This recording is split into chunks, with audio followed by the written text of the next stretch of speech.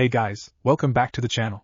This is a story about what if Madara gives Naruto rinnegan in Fairy Tail. Before I start, please support for more amazing content, and do consider subscribing to my channel and share this video with your friends. This is written by CrosZ and link in description and support writer.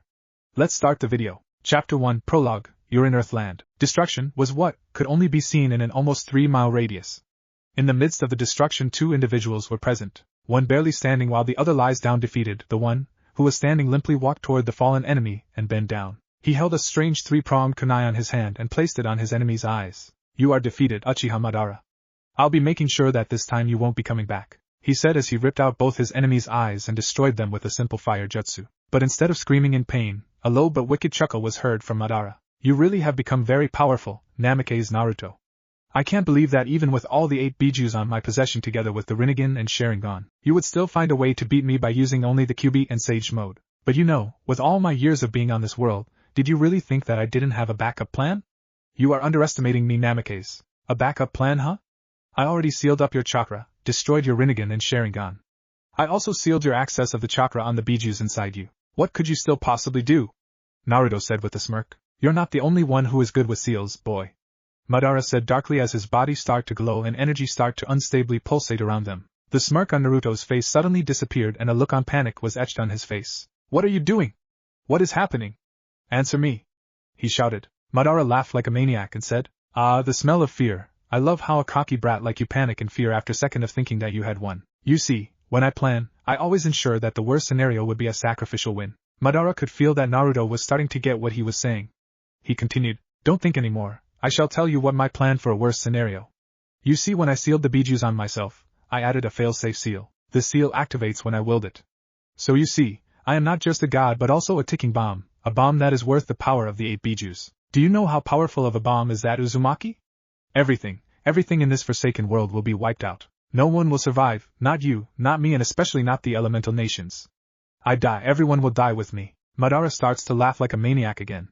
Meanwhile, Naruto was already trying to think of a way to stop it. Shit, what do I do?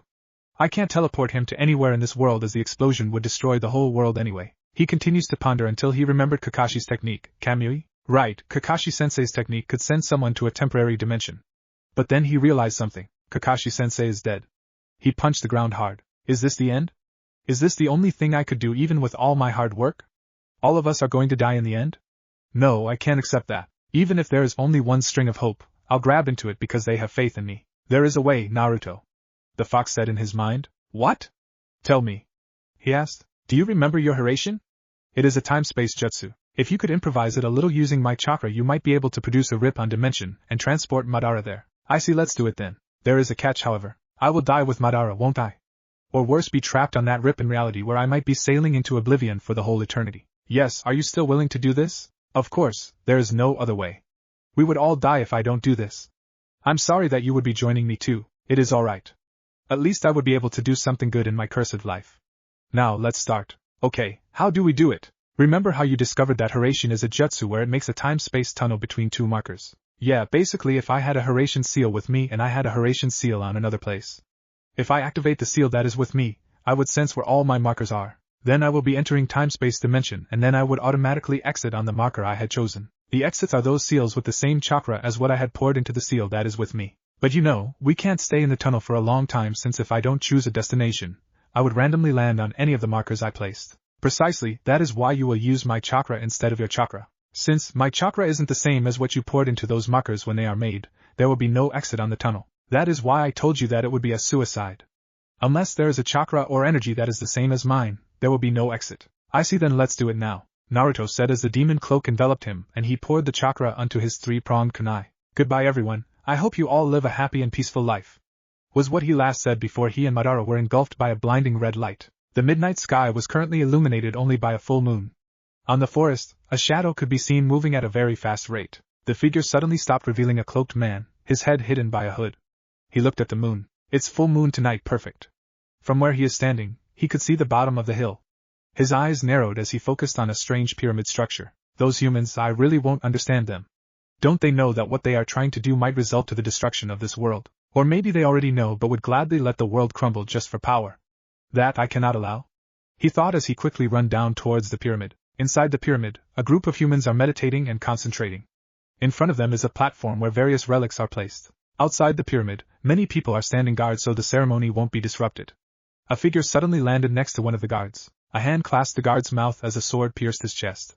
Seconds later he dropped dead. The shadowy figure moves quickly from one guard to the other and minutes later, the victims lay down dead on the cold ground. Meanwhile, inside the pyramid, one of the relics starts to glow weakly. So weak that it went unnoticed by the practitioners. Naruto couldn't believe it. Just my luck, I was able to transport Madara to a time-space dimension, but hell, he just had to explode in one compressed spot. Now I'll be living in this limbo for all eternity instead of dying with him on that explosion. It looks like space here is distorted.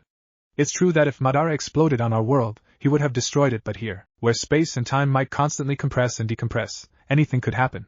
Heck, we don't even know if how much time has passed since we were here. To us, it might be merely minutes, but in actuality we might be here for a century already. Just look at what it did to us. It separated me from you, the Kyuubi said while floating in front of Naruto. Good point. Oh well, so I guess we will be staying for whole eternity here, partner? The Kyuubi merely chuckled and said, don't lose hope, you never know what might happen. Suddenly Kyuubi and Naruto felt like they are being ripped apart, and then reformed. Kyuubi, what's happening? Ugh, I think the space-time is changing. And it is changing us with it. After several minutes or so they thought, the changing stopped, and instantly Naruto felt his body aching. Kyuubi, where are you? What happened? It's kind of dark and I can't see a thing. Kyuubi could only stare in awe, for right now, he is looking not at a 17-year-old Naruto but an almost 100-year-old Naruto. Naruto, I think we aged by a century. What? So you mean to tell me I can't see because I am already old? No wonder I feel so weak. The Kyuubi chuckled at Naruto. Well, even as a 100-year-old you still are loud and energetic, I give you that. Oh, just my luck, now I have to live like this for all eternity. Don't worry, if my theory is correct. We might change again. The hell, what would be next? Me being only bones? Unfortunately or fortunately, they started to feel being ripped and reformed again. The hell, does it really have to be this painful? While Naruto cursing everything for the pain, the Kyuubi saw something and inspected it. He narrowed his eyes at it, and saw that it was a tiny speck of light. A light coming from something, and then he remembered what Naruto told him. The exit of the tunnel. Now if only I could pour in more of my chakra to compensate for the marker's lack of chakra. The Kyuubi thought. After several minutes, the change stopped and Naruto is now in his late 40s. So, now we go back in time? Naruto asked as he saw Kyuubi doing something. Hey Kyuubi, what are you doing? He asked. I'm pouring my chakra into this small speck of light. It might be end of the tunnel. We might be able to get out of here after all. So stay back a little because I'm gonna go full force to compensate the lack of chakra of the marker. Yeah, go Kyuubi, you can do it. Naruto said as he started cheering Kyuubi while transforming on an almost 50-year-old version of his Oiroke no Jutsu. Stop that, it's kinda disturbing. The Kyuubi said while trying to erase that memory from his mind. The figure enters the pyramid and immediately felt disgusted at what he saw. Human bodies chained up like animals. It is clear to him as what they fate were. Human sacrifices, they would sacrifice their own kind just to gain more power. Disgusting. He said as he walked towards the room at the end. As he approached the room, the guards stationed outside the room saw him, and was about to attack him when one of them was pushed back by an invisible force to the wall. The strong impact killed the guard while the other was seemingly pulled towards the attacker, and was asked, "Are there still other prisoners of yours alive?" "No, they were all sacrificed for our ceremony a while ago," was the guard's reply. He suddenly spit blood as a sword pierced him. Good, then I don't have to worry about accidentally killing any innocent, the intruder said as he dropped the now lifeless body of the guard. The intruder waves his hand and the door slams down like it was pushed by a great force. The practitioners inside were startled by the sudden slam. They looked at the direction of the doors and saw their eyes went wide. Dark magic practitioners, do you know what you are doing? Was the intruder's question. Of course. Who are you to persecute us when you are also a killer? They answered while pointing at the two guards who were killed. Practicing dark magic, I don't care about that. Killing, sometimes is needed to stop evil. But you were not merely practicing dark magic, you were also sacrificing your own kind and also trying to revive an evil entity that could destroy this world. That is something I cannot let pass, he said as he walked towards them. One of them shot a fireball towards him. For a moment they rejoiced, for they thought that he was burned, until the one who shot it suddenly dropped to the ground dead with stab wound. Then suddenly, one of them was flung towards the wall. Soon, only the leader of the practitioners was left. What kind of monster are you? The leader asked. Oh, you have the nerve to say that when you are someone that would gladly sacrifice your own kind and destroy this world just for power?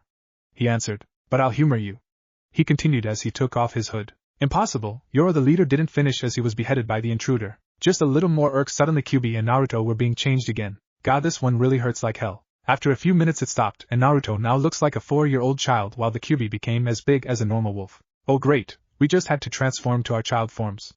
Now, I don't have enough chakra to make it bigger. We have to wait for some time until I could get my chakra back or we change again. Kyubi, the light is starting to shrink. Naruto said as he saw the light starts to fade. Oh shit, the one supporting the mark on the other side must have been cut off. I have to do this now, the fox said as he started focusing his chakra on the light again to open up the exit. As he was doing it, Naruto notices that the fox was starting to fade. Hey Kyubi, what's happening to you? You're fading. I'm dissipating. As I said, I am made of pure chakra. Right now, I am almost using all my chakra and that's why I am starting to dissipate. Then stop it. I can't. If I stop now, we might not be able to get out of here. Idiot. If you dissipate, how are you going to escape here? Then at least, you would be able to get out. What? Look, the exit is finished. Come on, go now, Kyubi. What? Now go before I couldn't hold it anymore. What about you? Naruto said looking worriedly at Kyubi. I told you already, I have been alive for such a long time. I think it is time for me to rest. But you haven't yet to be truly happy in your whole existence. You deserve that chance. But, if you want to make it up to me, then promise me that in this lifetime, you would find your happiness. Now go, oh, and you might be arriving on a different world or timeline. Thank you Kyubi, I'll never forget you. Was what Naruto said as he was flung into the light by one of the Kyubi's tails. Take care of yourself, Naruto.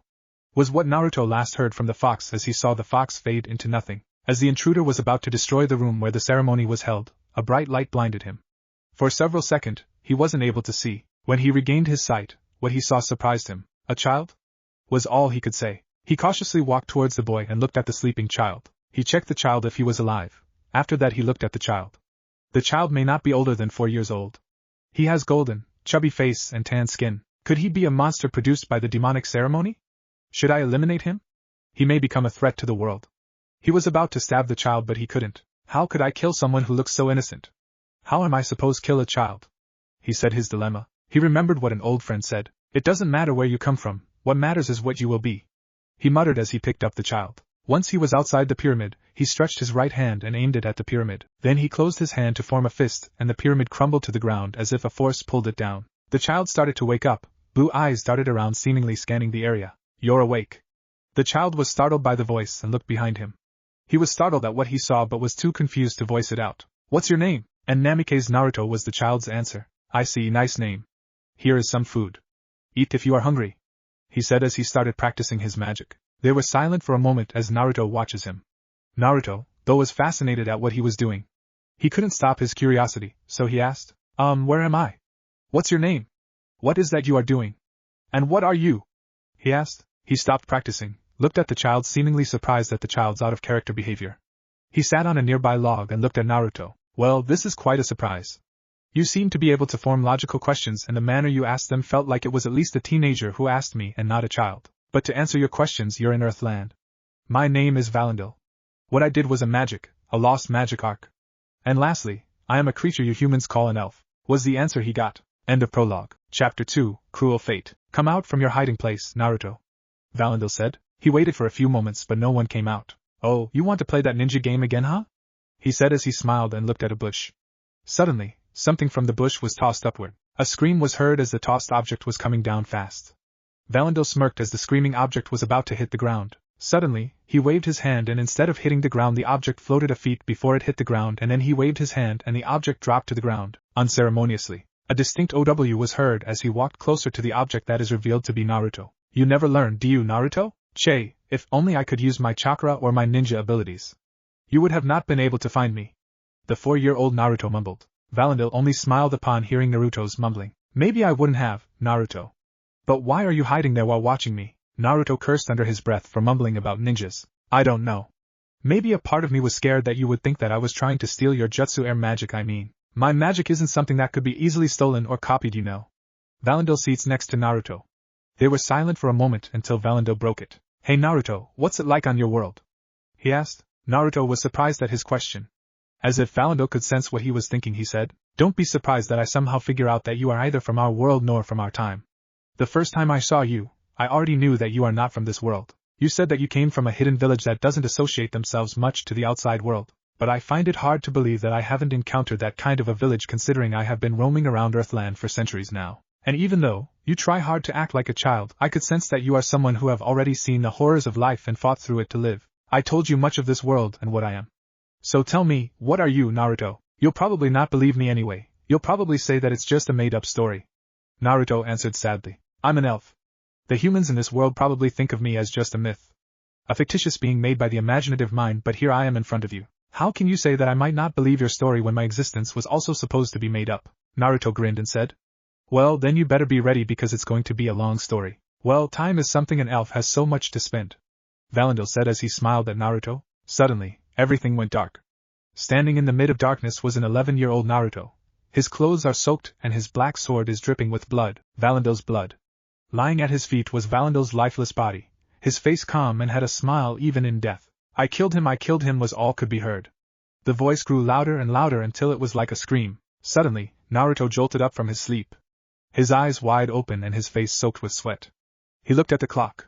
It was 3 a.m. He looked at his hands for a moment, and then he covered his face with it. A knock was heard from his door and a familiar female voice was heard. Naruto-san, may I come in? Yes, Juvia, the door is not locked. Juvia opened the door and walked in. She looked around and saw everything was toppled over like an earthquake just occur and said, Juvia, felt your magic. So Juvia thought that there is something wrong. Juvia guessed she was right? Just a stupid nightmare. Naruto answered dismissively. A nightmare or a recollection of the past, perhaps? It's none of your business. Just go back to sleep. We have finished our job here already, and we will go back to the guild tomorrow by early morning. Master Jose doesn't like waiting. If Naruto-san says so, then Juvia will go back to sleep now. She said as she walked out and closed the door. When Juvia left, he took the sheathed sword that was standing by the wall. He unsheathed it and looked carefully at the sword's black blade. A nightmare about the past. The sun had just risen from the horizon as 3 individuals are walking around the city. From one look you knew that they just had a rough time from a mission. 2 of them had a sulking look while the last one was cheerful like a child. Come on, Jet Droy. Let's explore this town before we go back to Magnolia. I bet they have many books that are a good read. The cheerful one said as she walked around town looking for bookstores. That's Levi for you. Even though we almost failed our mission and almost got ourselves killed by that beast, she still had a bright smile on her face. Jet said, yeah, I guess we are lucky that Boulder chose to fall off the mountain and on top of that beast's head when it was about to gut her. Droy replied, lucky huh? Are we always going to depend on luck and Levi's cheerfulness? Personally, I feel sick about myself. I can't even hurt that stupid beast and Levi even had to place herself between us and that beast to protect us, when we are supposedly the ones protecting her. Jet answered. Droy was about to say something when Levi shouted at them. Hey Jet Droy. What are you doing standing in there? Let's go, there are so many good stands here. Come on, you slowpokes. Jet and Droy just looked at her cheerful face and just shook their heads as they followed her. Unknown to them, someone was watching them. Blue orbs are watching the group, or more specifically Levi. Juvia thinks Naruto-san has feelings for the fairy girl. Is Juvia right? Naruto was startled at how Juvia was able to sneak up on him without him noticing. You'd really be a good spy, Juvia. Your ability really masks your presence. Even I couldn't detect you easily. Naruto answered, still not looking at Juvia. Juvia will take that as a compliment.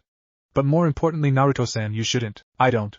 What gave you the idea that I like her? Naruto-san never watches a girl. Naruto-san is always professional, never showing any emotion towards anybody but while watching her. Juvia saw a small change on Naruto-san's normally frozen blue orbs. Juvia watched Levi for a moment. Juvia thinks she is an amazing girl to be able to affect Naruto-san like that. Naruto-san, do you really think the boulder accidentally fell to that beast's head and was not sent flying by someone? Juvia asked as if she knew something. Naruto only raised an eyebrow but didn't say anything. More importantly, could she be Juvia's long-lost sister, because she and Juvia have the same hair color? Juvia wonders. Naruto mentally sweat dropped at Juvia's last remark. No, I don't think so, Juvia, he said. And I hope not, he thought. Juvia suggests that we go back to the guild now, Juvia said as she walked away. Naruto took one last look at Levi and mumbled. You really are one amazing woman. You remind me of my past self. When Naruto caught up to Juvia, he said, could you stop this rain? It's really annoying. No, Juvia can't, because Juvia is a rain woman, Juvia said while looking at the road ahead. TSK, weird woman, thanks. Naruto only shook his head. Kami must hate me so much for always putting me with the weirdest people. A knock came at Jose Porla's door. Master Jose, it's me, Naruto. Juvia and I just came back from our mission. Come in, it's open, he ordered. The door opened as Naruto and Juvia walked in. The mission is a success, I presume?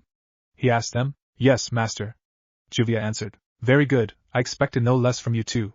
However, I have a new mission for both of you. No, this is a mission for the whole guild, he said. Naruto and Juvia had a bad feeling about the mission. Last week, Kanzern Heartfilia sent a mission to our guild. The mission is to find his daughter Lucy Heartfilia. After looking for a while, I managed to find her, and she is currently part of Fairy Tail. This is a good opportunity for us to show those fairy tales, which is really the better guild. All the shame they gave me and this guild will end now. Right now, I will be declaring war towards their guild, but for that to happen, they must be willing to fight us first. Naruto and Juvia stiffened at the implications of what Jose is saying. Jose continued, Juvia, I want you to take Lucy Heartfilia and bring her here. Juvia reluctantly nods and walks out. When he thought that Juvia was out of earshot, he turned to Naruto. Naruto, I want you to show Fairy Tail our guild's power.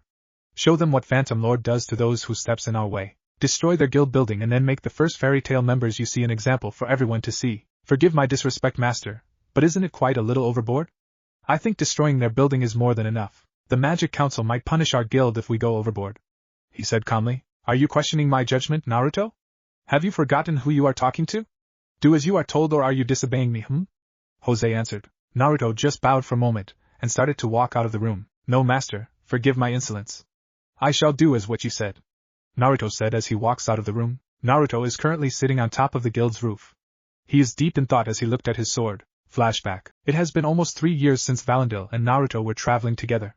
While traveling, Naruto was being taught by Valandil of how to fight with a sword. Hey sensei, you said that you would teach me your magic, but you haven't taught me anything pertaining to magic.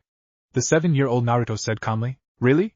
Tell me what we have been doing for the past 3 years. Well, you taught me kenjutsu.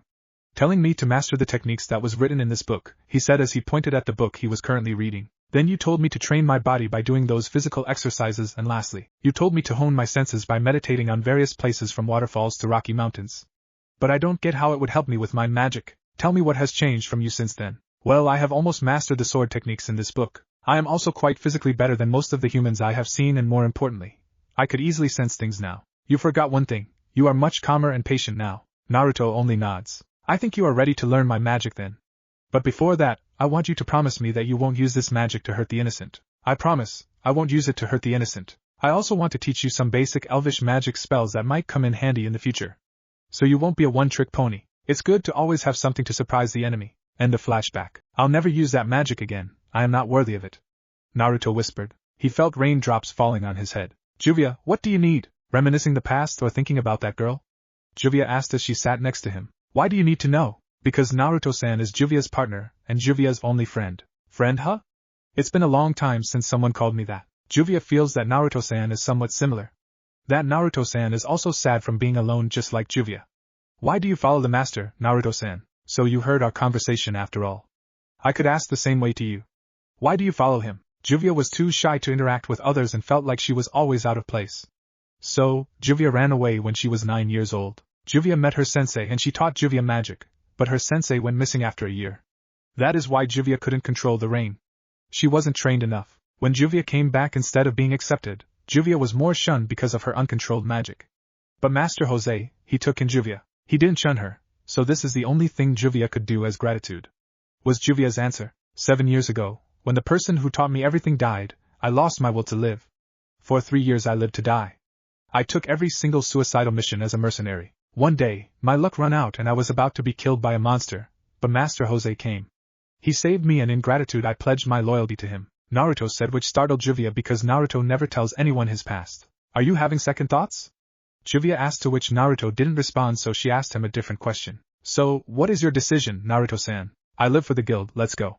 We have a mission to do, Naruto answered. Naruto walked in the middle of silent night on the road towards the building of Fairy Tail.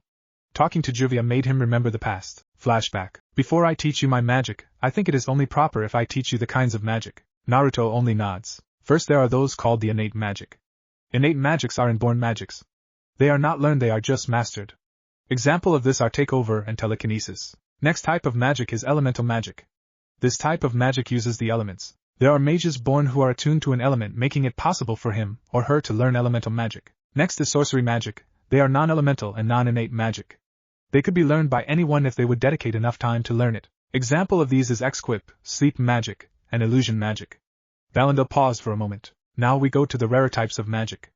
First is the forbidden magic. Forbidden magics are magics banned by all the mages whether they are humans or not. These magics are commonly harmful not only to the caster but to others as well. Usually, this magic is attuned to evil and requires sacrifices. The next is called Dragon Slayer magic.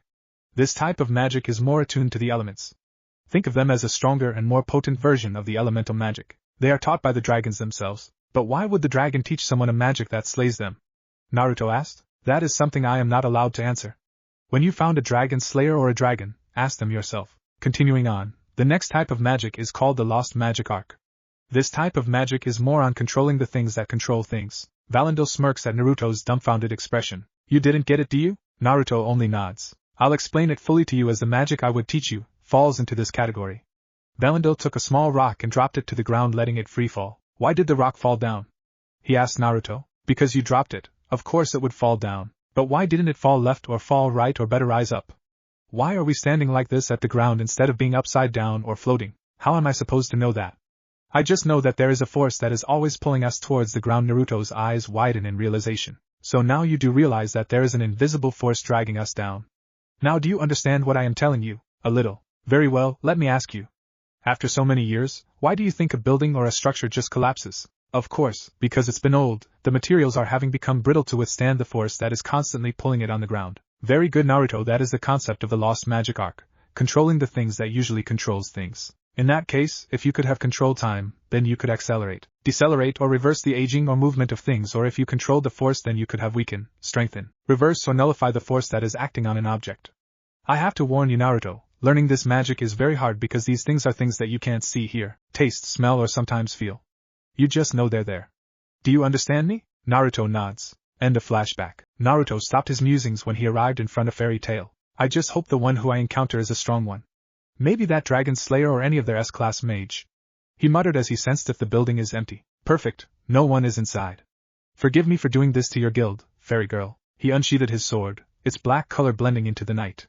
He felt people approaching but paid it no mind. He needed witnesses anyway. He swung his sword downward and it sent a crescent moon-shaped dark energy towards the guild. Upon impact, the guild's wall and foundation was destroyed. Hey, why did you destroy our guild? A crying female voice said. Instantly, he recognized that voice and his eyes widened slightly. He reluctantly but emotionlessly looked at her. Of all the people, it had to be you that I would come across to, fairy girl. He thought as he was face to face with none other than Levi McGarden. End of Chapter 2. Chapter 3, Fairies vs. Phantoms, Battle Start. Shadow Gear. A trio of mages from Fairy Tail just came back from a mission which almost cost them their leader's life. The mission's aftermath, though, was visible to them physically and emotionally. For Jet and Droy, it's their inability to protect Levi, while Levi was more worried about them being too hard on themselves. I already told you too, I'm alright. We are mages, missions like this happen so you don't need to be too hard on yourselves. And I didn't die, see, I'm here in front of you. Stop thinking of what ifs already, let's all get some rest, and then meet our guildmates tomorrow and have some fun. Levi reassured them cheerfully. But Levi Droy was about to say something when Levi interfered him. No, what, we're just tired. I'll be going to Fairy Hills and rest. See you tomorrow, she said as she walked towards Fairy Hills, leaving the two still rooted on their spot. As Levi was walking away from them, she knew they were still there looking at her. She made her way towards the guild building which was on the way to Fairy Hills. Geez, those two, still thinking of what ifs when they should just be happy that we are still alive and going to be able to see our friends again, she thought as she saw someone standing in front of the guild. The person she saw had unruly golden blonde hair that seemed to shine on the moonlight. She could tell from looking at him that he was a male even though he had his back on her. He was wearing a black overcoat that hung past his knees and he had a sword strapped on the back of his waist. Maybe a mage who wanted to become part of Fairy Tail, better show him some hospitality. She thought as she walked faster towards the guild. When she was close enough for him to hear her voice though, her eyes widened when she saw him unsheath his sword and swung it towards the guild, sending a dark energy destroying the guild wall and foundation. The guild crushed to the ground. Why did you destroy our guild? Was all she could cry out from shock as tears spill out of her eyes. For the first time, she saw the culprit's face as he looked at her direction. His face betrays no emotion as his deep blue eyes reflected the moonlight. If it weren't for the circumstances of how they met, she would have blushed. You're in our guild's way. A word of advice, don't follow me, was the only reply she got as he sheathed his sword and walked away from the shambles of the guild. Levi gritted her teeth while she looked at the ground. He just destroyed their guild, their bar, their home, and that was the only reason why he did that. She closed her hands into fist. When she looked up again she saw that he was almost out of the town. She followed him. Cold bastard. She screamed at him when they were outside of town. Her scream halted his movement for a moment. Maybe I am, was his reply as he continued walking away. Fire! Levi yelled as the word fire was hauled towards Naruto. He felt it coming and dodged it at the last second. He looked at the wood that the word struck and saw it burn to ashes. Now that we are outside of town, I don't have to worry about accidentally destroying anything, Levi said. Solid script, an innate magic capable of creating almost anything by just saying the word. Interesting, he thought as he looked at her with the same stoic face. I'll not let you go off easily after what you've done to our guild, she said as she looked at him angrily. He didn't reply. Fire, fire, fire, Levi said as numerous fire words came hurling at Naruto. He dodged every single one of it with ease, but as his feet touched the ground he heard Levi said, "Mud." His boots slipped because of the mud word that formed under him, prompting him to kneel on one knee. His weight also made him sink into the mud, making movements of the feet hard. "Boulder," she said as a giant boulder word comes out of nowhere and was falling towards Naruto's head. He looked at it, and in a second, he moved so fast that he was like a blur. Before Levi could think, the tip of Naruto's sword was an inch away from her throat. For the first time that night, she had a good view of his sword and her eyes widened. "This is, oh, so you know about this sword. Your magic is quite interesting, but you are no match for me. So be a good girl and don't disturb me, fairy girl," he said as he withdrew his sword and turned his back on her. Levi's legs gave out from exhaustion, fear and shock. She trembled as she slumped on the ground while she looked at him walking away. She knew she was lucky he didn't fight her seriously. Suddenly, Naruto felt something coming to him at high speed. Levi also saw it, and she screamed, "No, Jet, don't." Naruto dodged Jet's Falcon Heaven Soar and counterattacked. He caught Jet's leg and pulled him, roughly slamming him to the ground. He suddenly felt vines growing at his feet, and the vines formed into fists and attacked him in a barrage of punches. He easily dodged them. Meanwhile, Joy ran towards Levi and asked, "Are you alright? Did he do something bad to you? Why are you here?" she asked. "We saw you that giant boulder solid script and thought something was wrong," was Joy's reply as he continually grew the vines to attack Naruto. Naruto was getting annoyed at the vines. No matter how he cut them down, they always grew back. He knew that it was Joy doing it, but the vines kept him busy. He could send a magic attack towards him and Levi, but for some reason he couldn't do so. "What's happening? Why can't I use magic?" he thought as he looked at his sword. He sensed Jet coming towards him from behind and the fist vines are coming to him from the front. He smirked. Oh, he would be enjoying this. He narrowly dodged Jet's attack and grabbed him at the last second. He then hurled Jet in front of him, and he took all the punches of the fist vines that were originally intended for Naruto. Joy's eyes widened at what happened and he immediately retracted the vines. At that slight opening, Naruto threw Jet towards Joy and he didn't have enough time to prepare himself as Jet came crushing to him. Naruto's attack didn't let up as he suddenly appeared in front of them and kicked them away from Levi. "Before he goes," he said to Levi in a low voice, "do not follow us." He tried again using his magic as he swung his sword towards Jet and Joy. This time, his magic didn't fail and a dark energy came out shooting towards Jet and Joy. Both of them were sent flying by the attack. He followed them, leaving Levi alone. "That sword," she said as she trembled both from seeing the sword. Then she remembered. "Jet and Joy, I must help them. They're going to get killed," she said as she did her best to stand up. Meanwhile, Naruto was currently standing in front of Jet and Joy with his sword drawn. He looked mockingly at them as if they were insects. "Why are you doing this?" Joy said as he tried to stand up. Jet, on the other hand, was lying on the ground, his body aching all over from the attacks he took. "I have no personal vendetta on your guild. It was just an order from Master Jose," he said in a monotone. "Phantom Lords," Joy said, "let's finish this," Naruto said as he prepares to give them a beating they'll never forget. While the giant word wall was suddenly between Naruto and his victims. "And yet again you are saved by Fairy Girl," he said. "Yet again?" Jet asked. "I remember all you did against that beast was hide behind her," he answered. The members of Shadow Gear suddenly went wide-eyed. "Fairy Girl, I warned you to not follow us. Now you will also meet the same fate as them," he said as he suddenly appeared in front of her and punched her in the gut, knocking the air out of her. She slumped to the ground unconscious. "You bastard!" Joy shouted, but he was also silenced as Naruto started beating the crap out of him and Jet. "You scum," Joy said as he dropped next to Levi and Jet. Naruto was about to send a magic attack towards them, but his magic failed again. "What is wrong with me today?" he thought. He was lucky though, because when he looked at them, all of them were already unconscious. He took out the guild magic stamp and stamped her exposed stomach with the guild symbol. He then tied her on the trunk of a big tree by her arms and feet, making her look like she was crucified. For Jet and Joy though, it was worse. He tied their arms and hung them to the branches of the tree, making them look like decoration on a Christmas tree. He looked at Levi for a moment. "If only you didn't follow me, and if only these two weren't so weak." More importantly, he looked at his sword. "Why does magic fail today?" he thought. "Regretting something, Naruto-san?" Naruto was pulled out of his thoughts by the familiar voice. "No, more importantly, how is your mission? It seems Heartfilia-sama isn't around town." "I see, my mission is finished, let us report.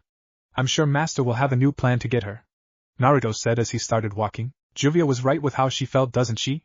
Someone did save the fairy mages from that beast by hurling a boulder onto that monster. Who and why they were saved, Juvia wonders." Naruto looked at her, just raised an eyebrow. "And you're implying something, I presume?" he asked. "Ah, forbidden love.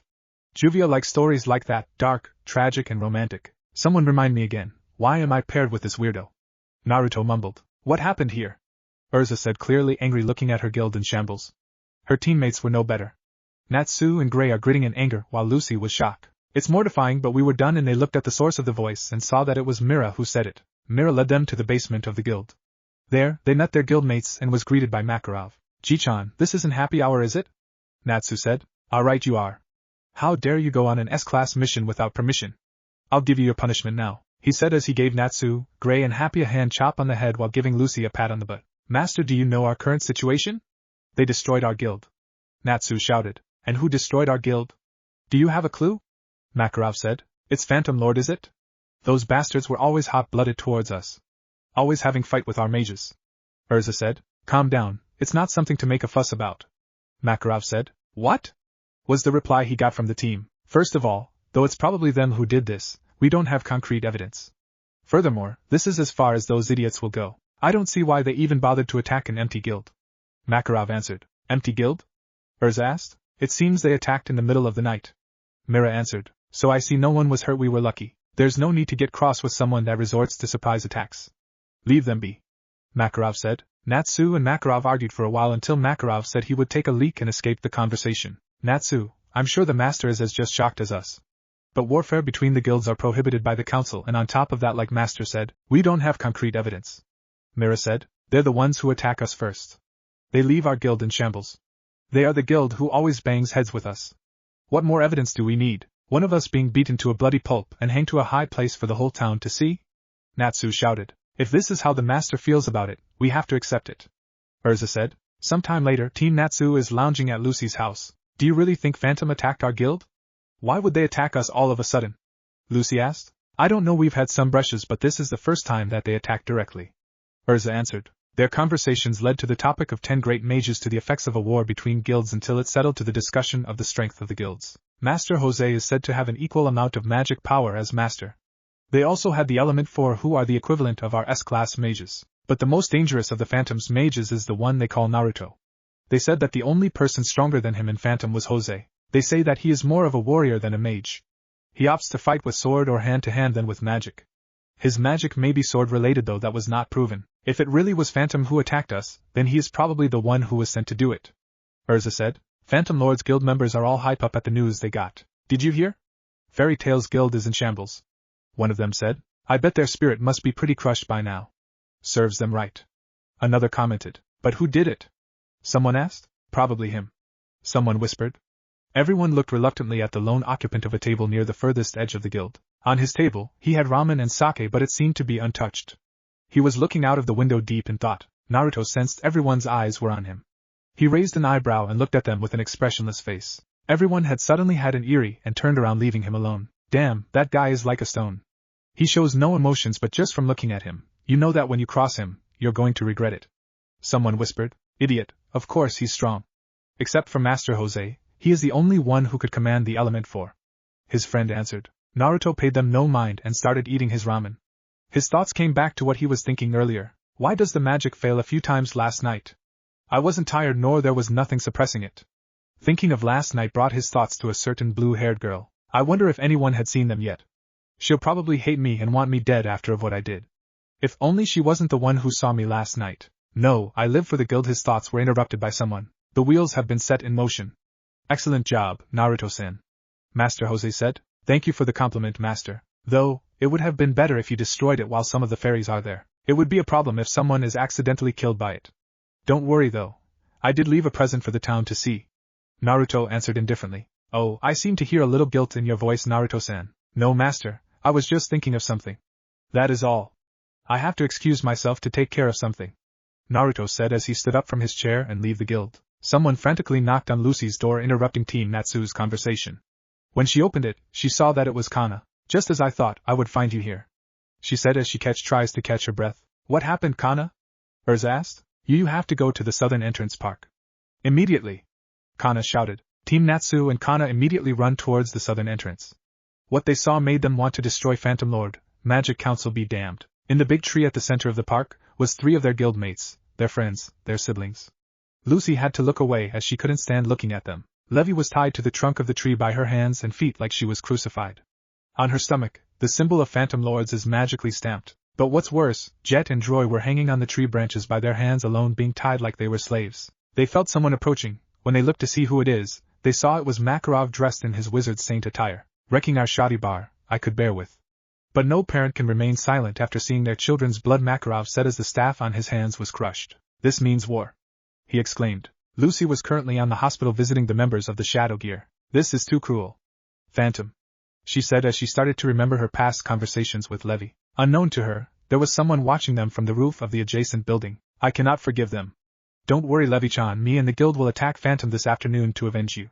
I must go now, we must prepare, Lucy said as she stood up and heads for the door. She opened it and looked at Levy for a moment before steeling herself and closed the door. Someone dropped by the window of the hospital when Lucy was gone. The stranger opened the window and came in. Seconds later, a figure was standing next to the only female occupant of the room. A hand touched the cotton blanket covering her body. When the blanket was out of the way, the figure looked at her.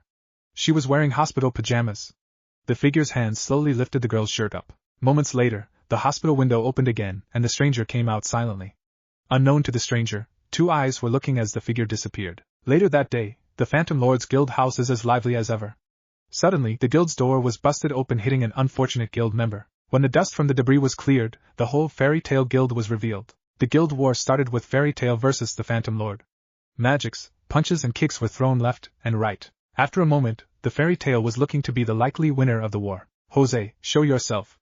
Makarov shouted furiously. Urza however noticed something. Where are the Element 4 and Naruto?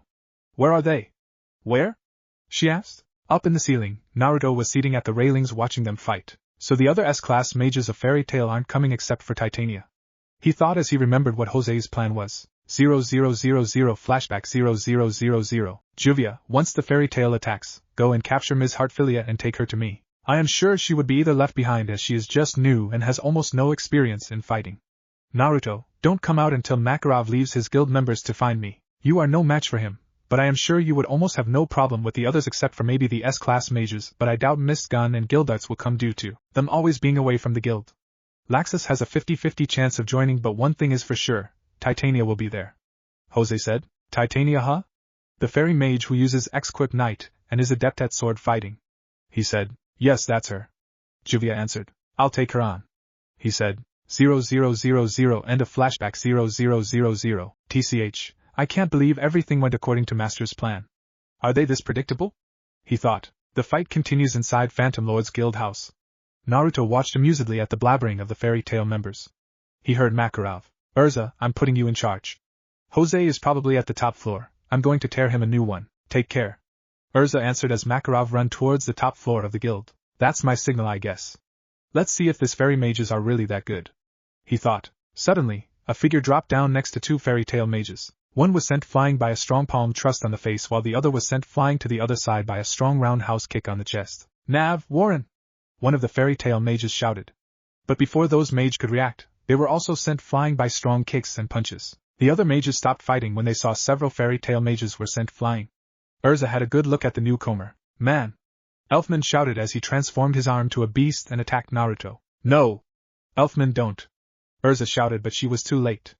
Elfman punched Naruto and the strength of the punch destroyed the floor where Naruto was standing. Yeah, Elfman. That would show him. One of the fairy maids shouted together with some cheers.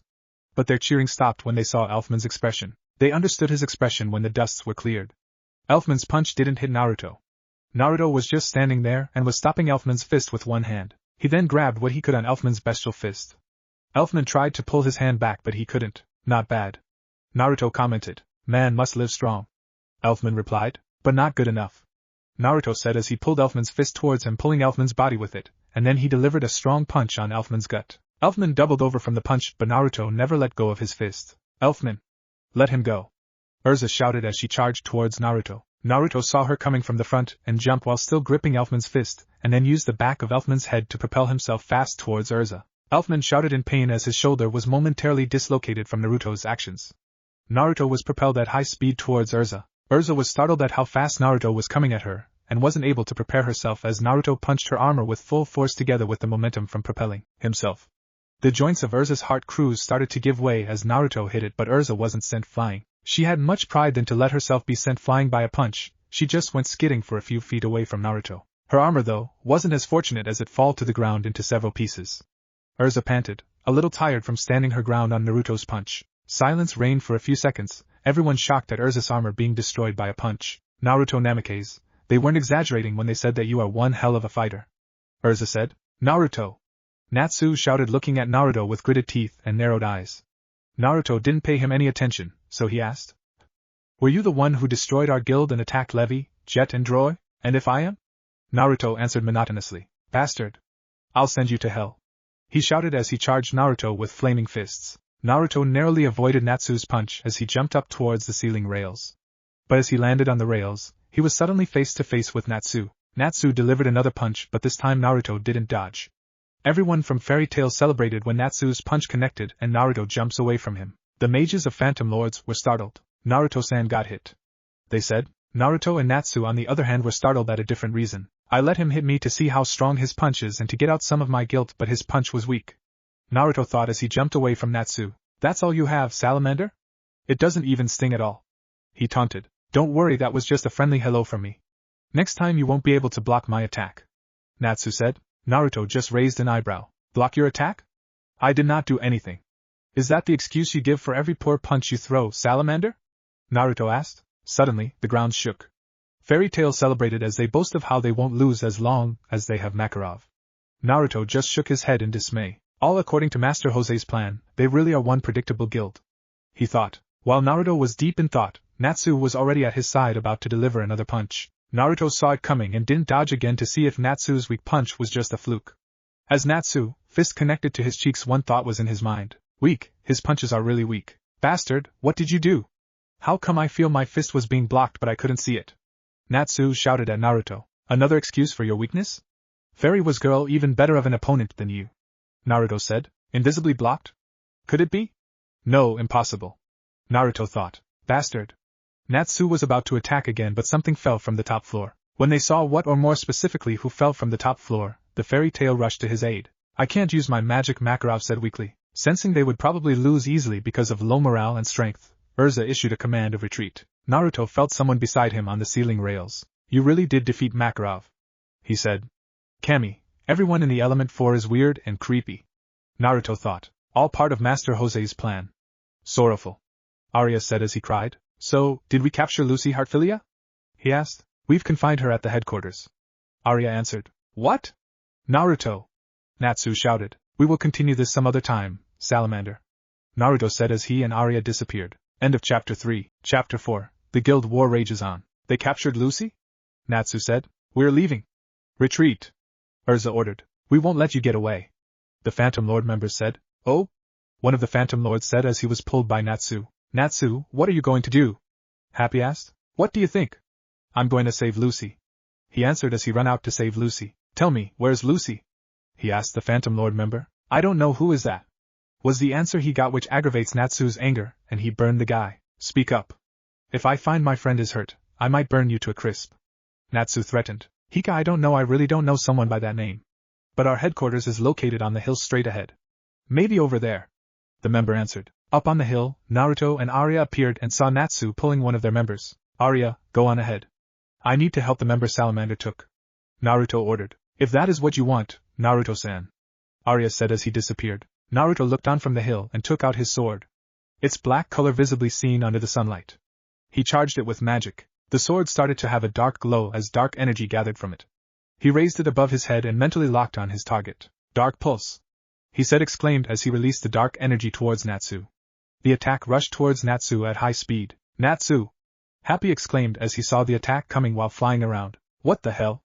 Natsu shouted as he suddenly saw a blade like dark energy coming at him from above. He tossed the Phantom Lord member away and then took Happy as he narrowly avoided the attack. Rocks, dust and debris were thrown out as the attack exploded when it collided to the ground Natsu was standing. Who did that? Where did that come from?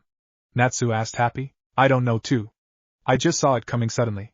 Happy answered. Nah, Naruto-san. The Phantom member exclaimed in shock. Naruto? Where? Where is he? Natsu asked while trying to look for him. Natsu! Happy exclaimed again. Natsu looked towards Happy and his eyes widened as he was suddenly face to face with Naruto. Naruto then dropped down and spun around to deliver a swift kick on Natsu's feet. His kick connected and Natsu was swept off his feet. While Natsu was still on midair, Naruto kicked him on the midsection that sent him away from the Phantom member he previously dragged. Bastard, I'm going to smash you to bits. Natsu said as he stands up. He was about to attack Naruto when Happy shouted. Naruto, Lucy is in trouble. Both Naruto and Natsu looked at the high tower and saw Lucy at the edge of the tower window while talking to Jose. Gah! I'll get you next time. Happy we have to save Lucy, Natsu said as he ran towards the tower. Instead of pursuing them, Naruto walked towards the phantom member. Nah, Naruto-san. The member trembled in fear as he thought Naruto will punish him. I'm sorry, I didn't want to tell him where the headquarters is, but he said he would burn me to crisp. I see. Are you able to stand up on your own? Naruto asked. Yes, the member said as he hastily stood up for fear of being punished. Will you be able to go back to town by your own? Yes, I don't think he did any fatal damage. Very well, go back to town and have yourself examined. Then, go to the guild and check for any injuries on our members, he ordered. Yes, Naruto-san. The member answered as he hurriedly ran back to town. Naruto looked back at the tower as he saw Natsu caught Lucy. He felt water drops on his shoulders as he watched them argue. Not going to stop and catch them, Naruto-san? Juvia asked. My mission did not include catching Lucy Heartfilia or stopping Salamander from rescuing her. My main concern was the guild's members. I don't see any reason to do something I wasn't asked to do so, Naruto answered. You say that, Naruto-san, but Master Jose might not be happy seeing Heartfilia-sama escaping. If you're really concerned about that, then be my guest and stop them. Juvia already finished her mission of bringing Heartfilia-sama to Master Jose. Juvia does not remember any orders for recapture of Heartfilia-sama. Let's go, Juvia, before Master Jose sees us here and decides to give us another annoying mission, Naruto said, to which Juvia only nods as she transformed into water and Naruto disappeared in a blur. A meeting just after a battle? Our members haven't even able to get back to the headquarters yet. Master Jose must be really pissed off, Todamara said as he and the rest of the Element 4 walked towards the guild master's room. It seems Heartfilia-sama has escaped his grasp. Non, you shouldn't taunt the guild master like that, Monsieur Soul, Juvia said. This turn of events are sorrowful. Stop crying about anything, Arya. Naruto reprimanded him. The Element 4 looked back and saw Naruto. Bonjour with Monsieur Naruto.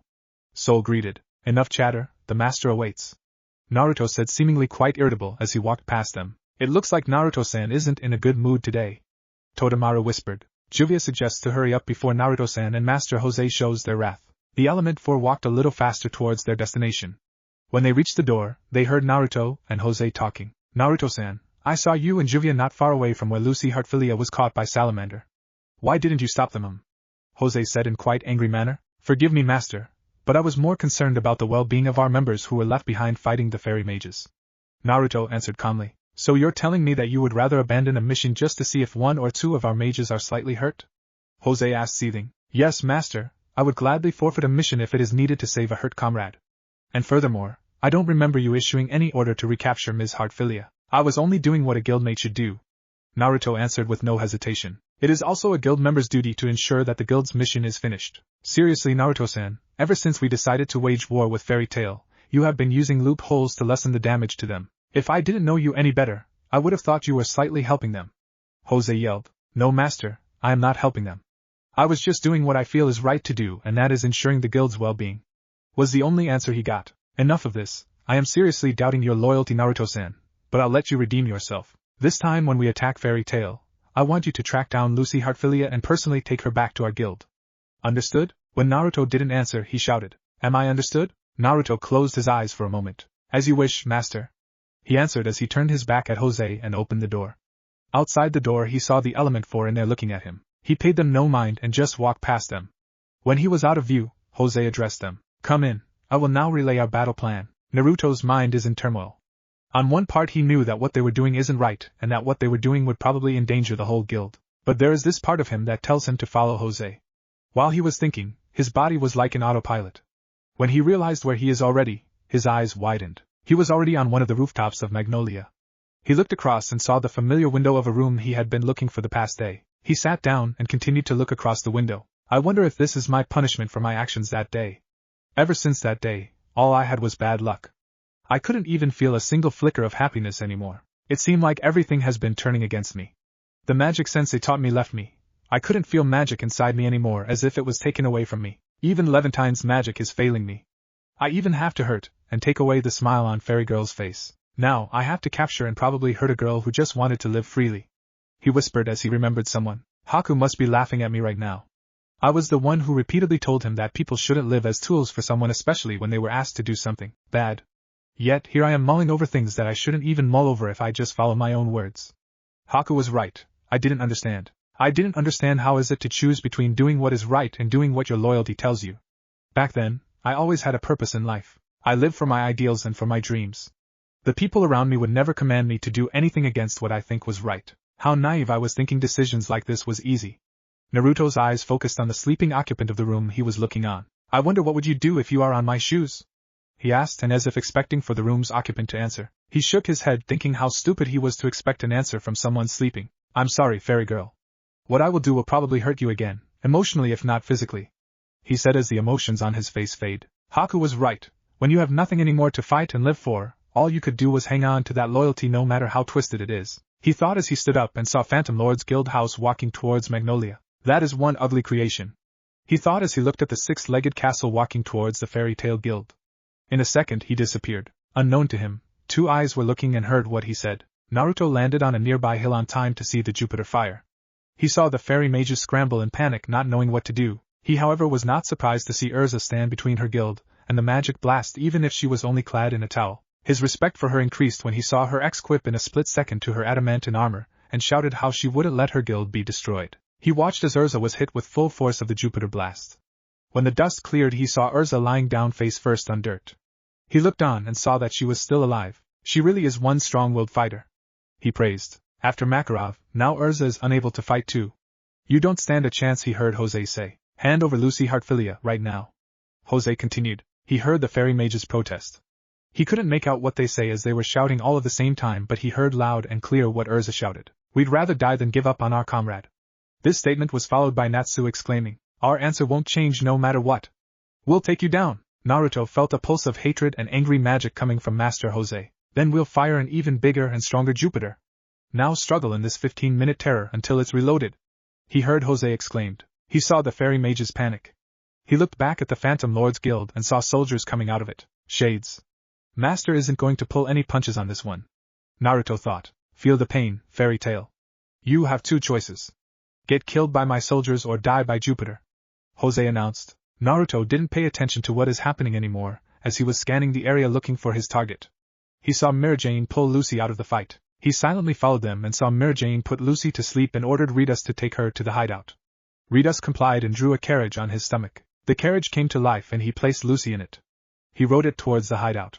Naruto followed them. After following them, they reached the hideout, but when Ritas took Lucy out of the carriage, someone dropped down behind him and spoke. You have two choices. Leave the girl to me and scram, or try your luck against me. Ritas spun around and saw Naruto. I won't hand a comrade to you. You'll have to get through me first, he said. As I thought, have it your way then. Naruto answered as he moved in a blur, and before Ritas could react, he was flung away by a strong punch on the gut. But even in that predicament, he never let go of Lucy and protected her when he collided to the wooden wall of the hideout. He tried to get up, but before he could even move, his eyes widened when he saw Naruto in front of him and is about to deliver a kick. He immediately let go of Lucy so she wouldn't be flung together with him. The kick connected to his left cheek and sent him flying further inside the hideout. He was flung towards tables, chairs and some wooden foundations of the house until he hit the wall. Everyone, I'm sorry I failed, was all he could mutter before darkness claimed him. I had warned you, he said as he looked at Lucy. Now, time to finish this mission. Naruto took Lucy and he hurried back to the guild. As Naruto landed near the battlefield, he saw the transformed guild castle. I said it once, and I'll say it again. That is one ugly creation, he said as he jumped towards the castle. As he landed on one of the castle's large balcony, he felt drops of water on his head. Juvia, what is the status of the war? He asked as he walked towards the castle door. Monsieur Soul and Totamaru-san has been defeated. The Jupiter has been destroyed. The speed of the magic seal for Abyss Break has been halved. Right now, Arya-san is currently fighting Salamander, Juvia reported. Then we need to hurry. If they also defeat Arya, your magic alone won't be able to hold magic seal, Naruto answered. Juvia will try her hardest even if she had to fire the abyss by herself. No, Juvia, that would endanger your life. If Arya falls, you stop supporting the seal, understood? But Naruto-san, did you get what I said? He repeated. Juvia only nodded as she followed Naruto. As Naruto and Juvia came inside the castle's war room, Jose was shouting in anger. Those pieces of trash from Fairy Tail were able to defeat 3 of my element 4? Naruto looked at Juvia as if giving an order. She only nodded and stopped supplying magic to the seal. The Phantom Lord MKI suddenly malfunctioned and the magic seal stopped. Why? Why did the seal stop? I still have Juvia to support it, Jose said confused. It seems you've miscalculated, Master. Juvia's magic alone couldn't support the Abyss Break magic seal, Naruto answered. Jose looked back to see Juvia and Naruto standing on the doorway with Lucy and unconscious Lucy. What? Impossible, my calculations are correct. It seems the magic needed to power up a magic seal on that scale needs at least 2 mages. Juvia's magic failed to support the seal. But that besides the point, we already won. We got Lucy Heartfilia. Naruto countered. But is she alive? We won't get any money if she is dead. One of the members said. Naruto gave Lucy a slight strong kick on the ribs which made her twitch in pain. Looks alive to me. Though, I am not sure about the one who tried to protect her. He answered, as expected of the strongest man in my entire guild. Good work, Naruto-san. Jose praised. Naruto and Juvia though were quite startled at what Jose announced. All you Fairy Tail members out there, we have succeeded in capturing Lucy. Our first objective has been achieved. At the same time, to prove his claim, one of the Phantom members pulled on Lucy's hair, making her scream in pain. I'm sure you all heard that.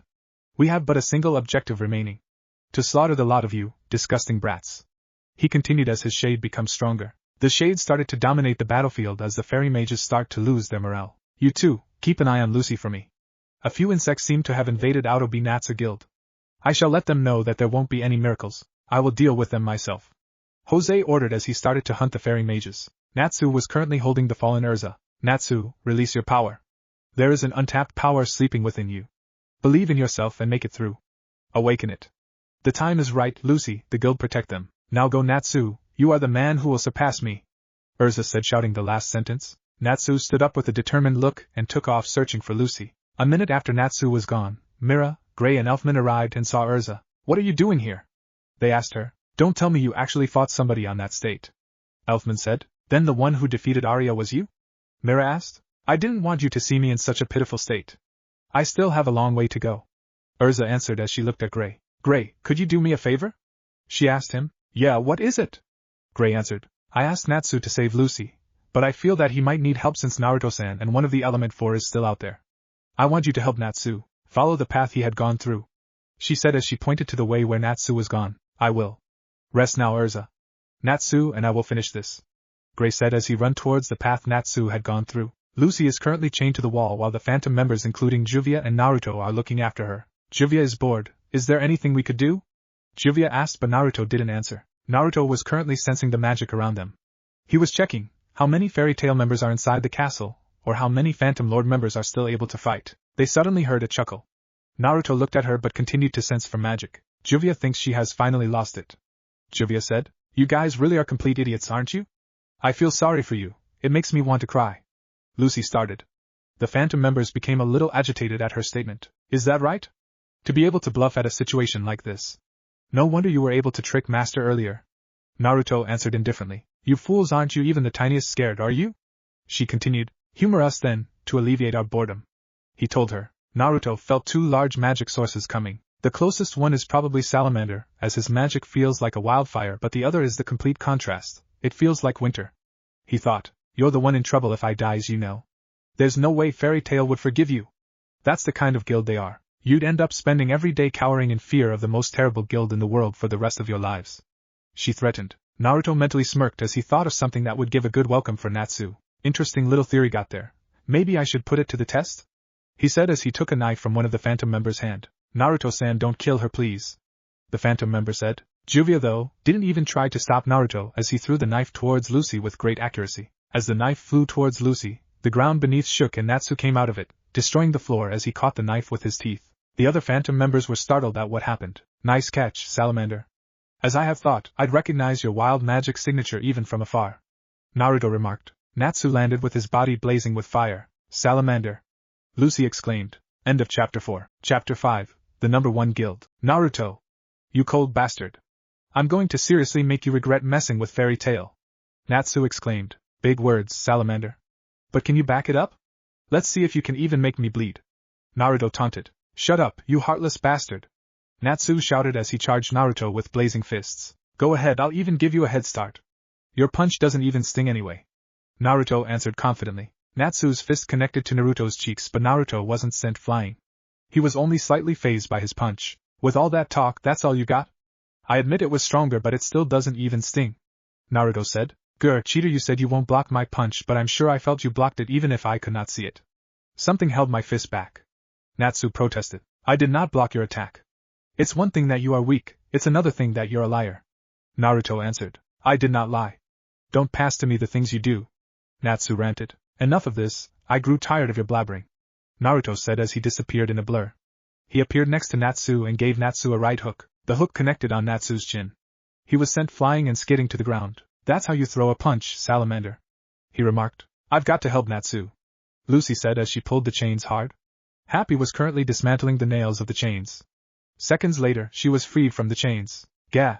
Natsu shouted as Naruto stepped on the back of his head, burying his head a little to the floor. I've got to help Natsu, Lucy exclaimed as Happy handed her the celestial keys he found on the table. Lucy picked out the Taurus key. She raised it, and was about to summon Taurus when she was hit by a strong current of water. Juvia seems to be forgotten. Juvia won't let you interfere with Naruto-san's fight, Juvia said as she continually hit Lucy with a strong current of water. Gerb was the only thing Lucy and Happy could say as they were being pushed towards the wall by the water. Lucy! Happy! Natsu shouted as he tried to get up despite Naruto's feet stepping on his head. He's gaining strength, Naruto thought as he jumped away from Natsu. Natsu's body became shrouded with flames again as he charged towards Juvia. I'm not letting you go any further, salamander, Naruto said as he appeared in mid-air directly on top of Natsu with his body on a crouching position. He then stretched his legs and his feet hit Natsu's back, prompting Natsu to crash into the ground. Arg! Natsu said as he stood up, propelling Naruto out of his back. Ice make, freeze! They heard someone exclaim. The water current attacking Lucy and Happy suddenly froze. Juvia had to stop supplying the water so she won't be frozen. Someone then punched the ice surrounding Lucy and Happy, releasing them from the ice holding them. Gray, oh, I'm so glad to see you, Lucy said as she hugged Gray. Fairy mage, Juvia will not let you take Heartfilia-sama away, Juvia said. Gray looked at Juvia and then saw Naruto. Ice make, bow, Gray said as he formed a bow using his ice make, arrow. He exclaimed as he launched several arrows towards Naruto and Juvia. Gah bastard, be careful with those arrows, you might hit me, Natsu shouted as he dodged Gray's arrows. Naruto-san, Juvia wants to fight the ice mage by herself. Will you allow Juvia? Juvia said as she and Naruto dodged Gray's arrows. It's rare for you to want to fight someone. If that is what you want, he said seriously as Juvia transformed to water. Huh! Where is the girl? Gray said as he only saw Naruto.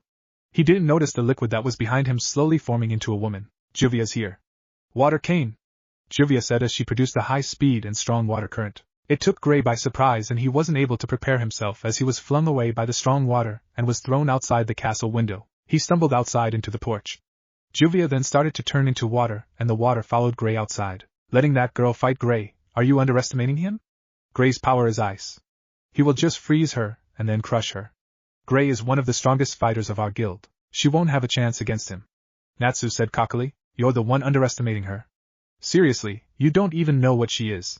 Why do you think Master Jose gives her very important missions if she could easily be beaten? Other than me, Juvia is the only mage here on Phantom who has never failed a mission even if it was an S-class. Naruto answered indifferently. What do you mean? Natsu asked. Enough talk. This battle is between you and me. Heartfilia-san, if you don't want to get hurt, don't interfere, Naruto said. Lucy, I'll handle this. You and Happy stay back and relax, he said as they saw Naruto slowly took out his sword. Lucy's eyes widened when she saw it. Hey, why do you have that sword? No man should use that. Why do you have the cursed sword Levantine? Lucy said. Just like Fairy Girl, you knew of this sword. That's quite a surprise since almost no one recognizes this sword, Naruto answered. Fairy Girl? Levi? Of course she knew that. All book lovers about ancient artifacts would know that.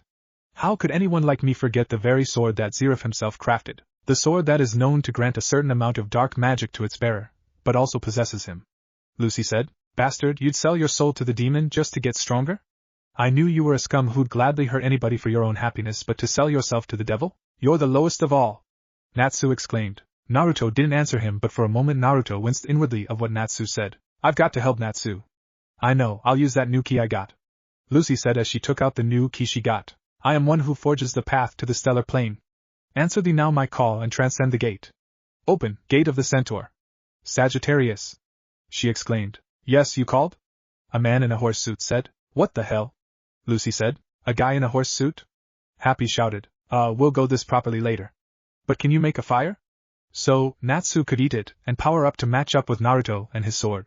Lucy asked. Nay, I am afraid my skill lies in archery, Sagittarius said. Then help Natsu, Lucy said, but was interrupted by a shouted from Natsu. I said stay out of this. Lucy, Happy and Sagittarius stepped aside while inwardly Lucy was comically crying. I'm so useless, she thought. They completely forgot Naruto. Dark Pulse, he said as he released a strong dark energy attack towards Natsu.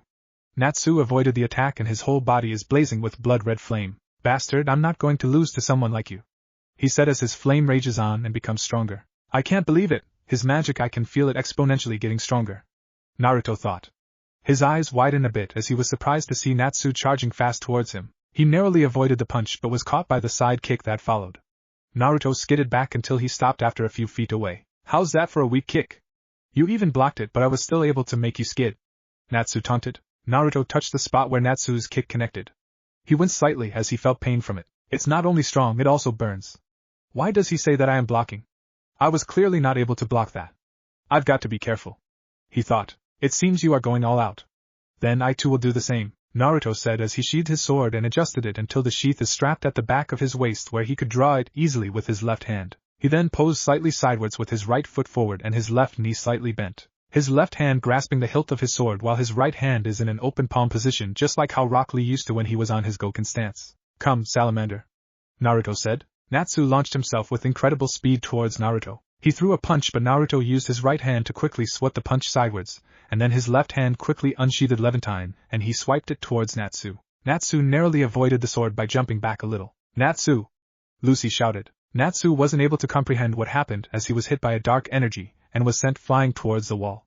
He hit the wall, and it crumbled and buried him. Grah! Natsu growled as he sent the rebels away from him. What happened?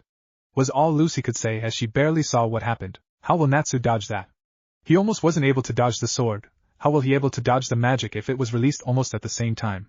Lucy asked. Actually, when Natsu-san threw a punch, Naruto-san quickly swatted his punch with his right hand. Then he quickly grasped his sword with his left hand and quickly took a swipe, but as he swiped, he also released the dark energy a little later. The timing of the swipe with the release of the dark energy was so fast it was probably only a split second after he determined where Natsu-san will dodge. Sagittarius commented. You saw all that in a split second? Lucy asked. An archer's eyes are trained to be the best. Sagittarius remarked while saluting. Why the hell are you saluting? Lucy's sweat dropped comically. Natsu happy said. Gray stood up as he was thrown outside by the water cane. Rain? I didn't realize it was raining outside, he said as he looked around to find any enemy. Pitter-patter, Gray heard. Yes, Juvia, the woman of rain of the element 4. Pitter-patter, Juvia said as she reveled herself to Gray. The girl that was with Naruto. So, you're the one who would fight me? Gray said. To think that you were able to defeat 3 of the element 4, however, Juvia and Naruto are not to be taken lightly. Juvia replied. Sorry, but it doesn't matter if you're a woman or even a child, I don't go easy on anybody who hurts my nakama. Gray declared. Juvia was taken aback by Gray's declaration, and then she blushed at how he looked. Yes, Juvia has lost this battle, farewell. Whoa, what the hell is that? Gray exclaimed. Ah, Juvia almost forgot. Juvia must fight him so he won't bother Naruto-san's fight with Salamander. How could Juvia forget? But what is happening with Juvia? Is Juvia somehow afflicted? This pitter-patter in the chest, she thought. Wait, you damn woman, I said, wait up. Don't attack me and just go away like that, Gray said as he grabbed Juvia's right shoulder. Is this pitter-patter what they call forbidden love? Is Mr. Ice Fairy showing his forbidden love for Juvia? But he is enemy and Juvia must defeat him for the guild. For master, for Naruto-san, oh yes, that's right. Juvia only needs to defeat him, and then Juvia will claim him. Juvia will make him hers. There is no turning back. She thought. Water lock. Juvia exclaimed as she swatted Gray's hand from her shoulder. What the Gray said as he saw a glimpse of her magic seal, but before he could recognize it he was trapped into a ball of water. Now you are Juvia's. Surrender to Juvia. Juvia said. NGHH, Gray said as he froze the whole water lock, and then shattered it with his strength. He froze it and shattered it. Juvia was sure that her magic could not be broken. He and Juvia, is this what they call fate? She thought. How you got me good there with your fake walking away from our fight. Ugh, the wounds from my last mission are opening up, Gray said as he started removing his shirt. Juvia was startled by his actions. Why are you removing your cloths? Juvia's heart is not ready for this, she exclaimed. The hell are you saying? Hey, you're open, Gray said as he cast a magic. Ice make, lance. Several lances made of ices came out and struck Juvia on her left eye and other parts of her body. Gray, though, was surprised at what he saw. Huh! What in hell? Was all he could say. Juvia's body is formed of rain itself, pitter-patter. Juvia said. Water? What the hell, Gray said, but he stopped when he saw something at the parts of her body that was forming back. What the hell is that? Her skin looks normal, but when the water was forming her body again, for a moment I saw the newly formed skin with scales. He shook his head. I must be seeing things, he mumbled. While Gray was mumbling and thinking to himself and getting out of his shock, Juvia was having thoughts. Just now he assaulted Juvia. Yes, this man is enemy. Juvia must be strong. This is war, she thought. Farewell, sweet flower of love. Water slicer, Juvia said as blades of water came out of her and slashed at Gray. What the hell is she saying? Gray said as he dodged the water slicers. Battle axe, Gray exclaimed as she swung an axe made of ice towards Juvia. He successfully chopped Juvia into two, but again, that part of her transformed into water. There it is again, scales. Maybe it's just water forming like scales. He thought. It is impossible for you to defeat Juvia. There is still time for you to be saved. Juvia said. Gray just stared at her, surprised at what she said. I request that you leave Heartfilia-san to us, and withdraw your guildmates. If you do so, I shall speak with our master and convince him to withdraw. Juvia continued, or quit saying screwed up things. Both sides have come too far to just stop fighting. Gray said. Ice make, sword. Let's continue this fight, Ms. Rain Woman. Gray continues, Gapant Natsu said as he shakily stood up. No matter how many times he tried to attack, Naruto was able to dodge his attack and make not one but two quick counter-attacks. I can't believe it. I've seen Natsu in fights before, but this is the first time that he is pushed like this. Lucy said. From what I have seen in their fight so far, Natsu-san is in a disadvantage since he is a close-range aggressive brawler fighting a master of counterattacks. I haven't seen many who could integrate hand, sword and magic combat this good. In my deduction, Naruto-san only needs at least a split second to lock on in his target and fire his magic. Natsu-san needs to find a way to not only land a hit but also to dodge not one but two counterattacks that are almost done in quick succession and great accuracy. Sagittarius commented. Before Natsu could stand steady, he was sent flying by another kick in the gut. For a moment he didn't move. Natsu! Lucy and Happy shouted. The rocks exploded with fire as Natsu stood in the middle of the rubble, panting but still full of determination. No matter what happens, I won't lose to someone like you, Natsu said as the fire around him rages on. His magic, it is getting stronger, and the fire covering his body, it is getting hotter as time passed by. I don't get it. I was winning, but why can't I seem to just put him away? It seemed like he has an infinite source of energy. Naruto thought as he dodged Natsu's attacks. What's the matter, Naruto? Got tired already? I'm just starting to get fired up. Natsu taunted from lack of Naruto's counterattack. Naruto didn't answer as he continually tries to find out Natsu's weak point. Don't tell me he gets his strength from Naruto, thought as he looked on at the fairy tale bystanders. Naruto's eyes widened at the conclusion he got. This lapse in attention, though, gave Natsu enough room to land a punch on his left cheek. Naruto was thrown towards several seats that were present in the room until he stops when he hit a table, and just like Natsu earlier, he didn't move. How's that for a punch? You weren't able to block my punch this time by your invisible blocker. Still think my punch is weak? Natsu declared. Darn it, I lost concentration. I almost lost consciousness from that punch. Not only does it bruise, it also burns. He's getting stronger and stronger. So, this is how it feels like to fight someone who would give everything for his precious people. He thought. Oh, are you just going to sleep there all day?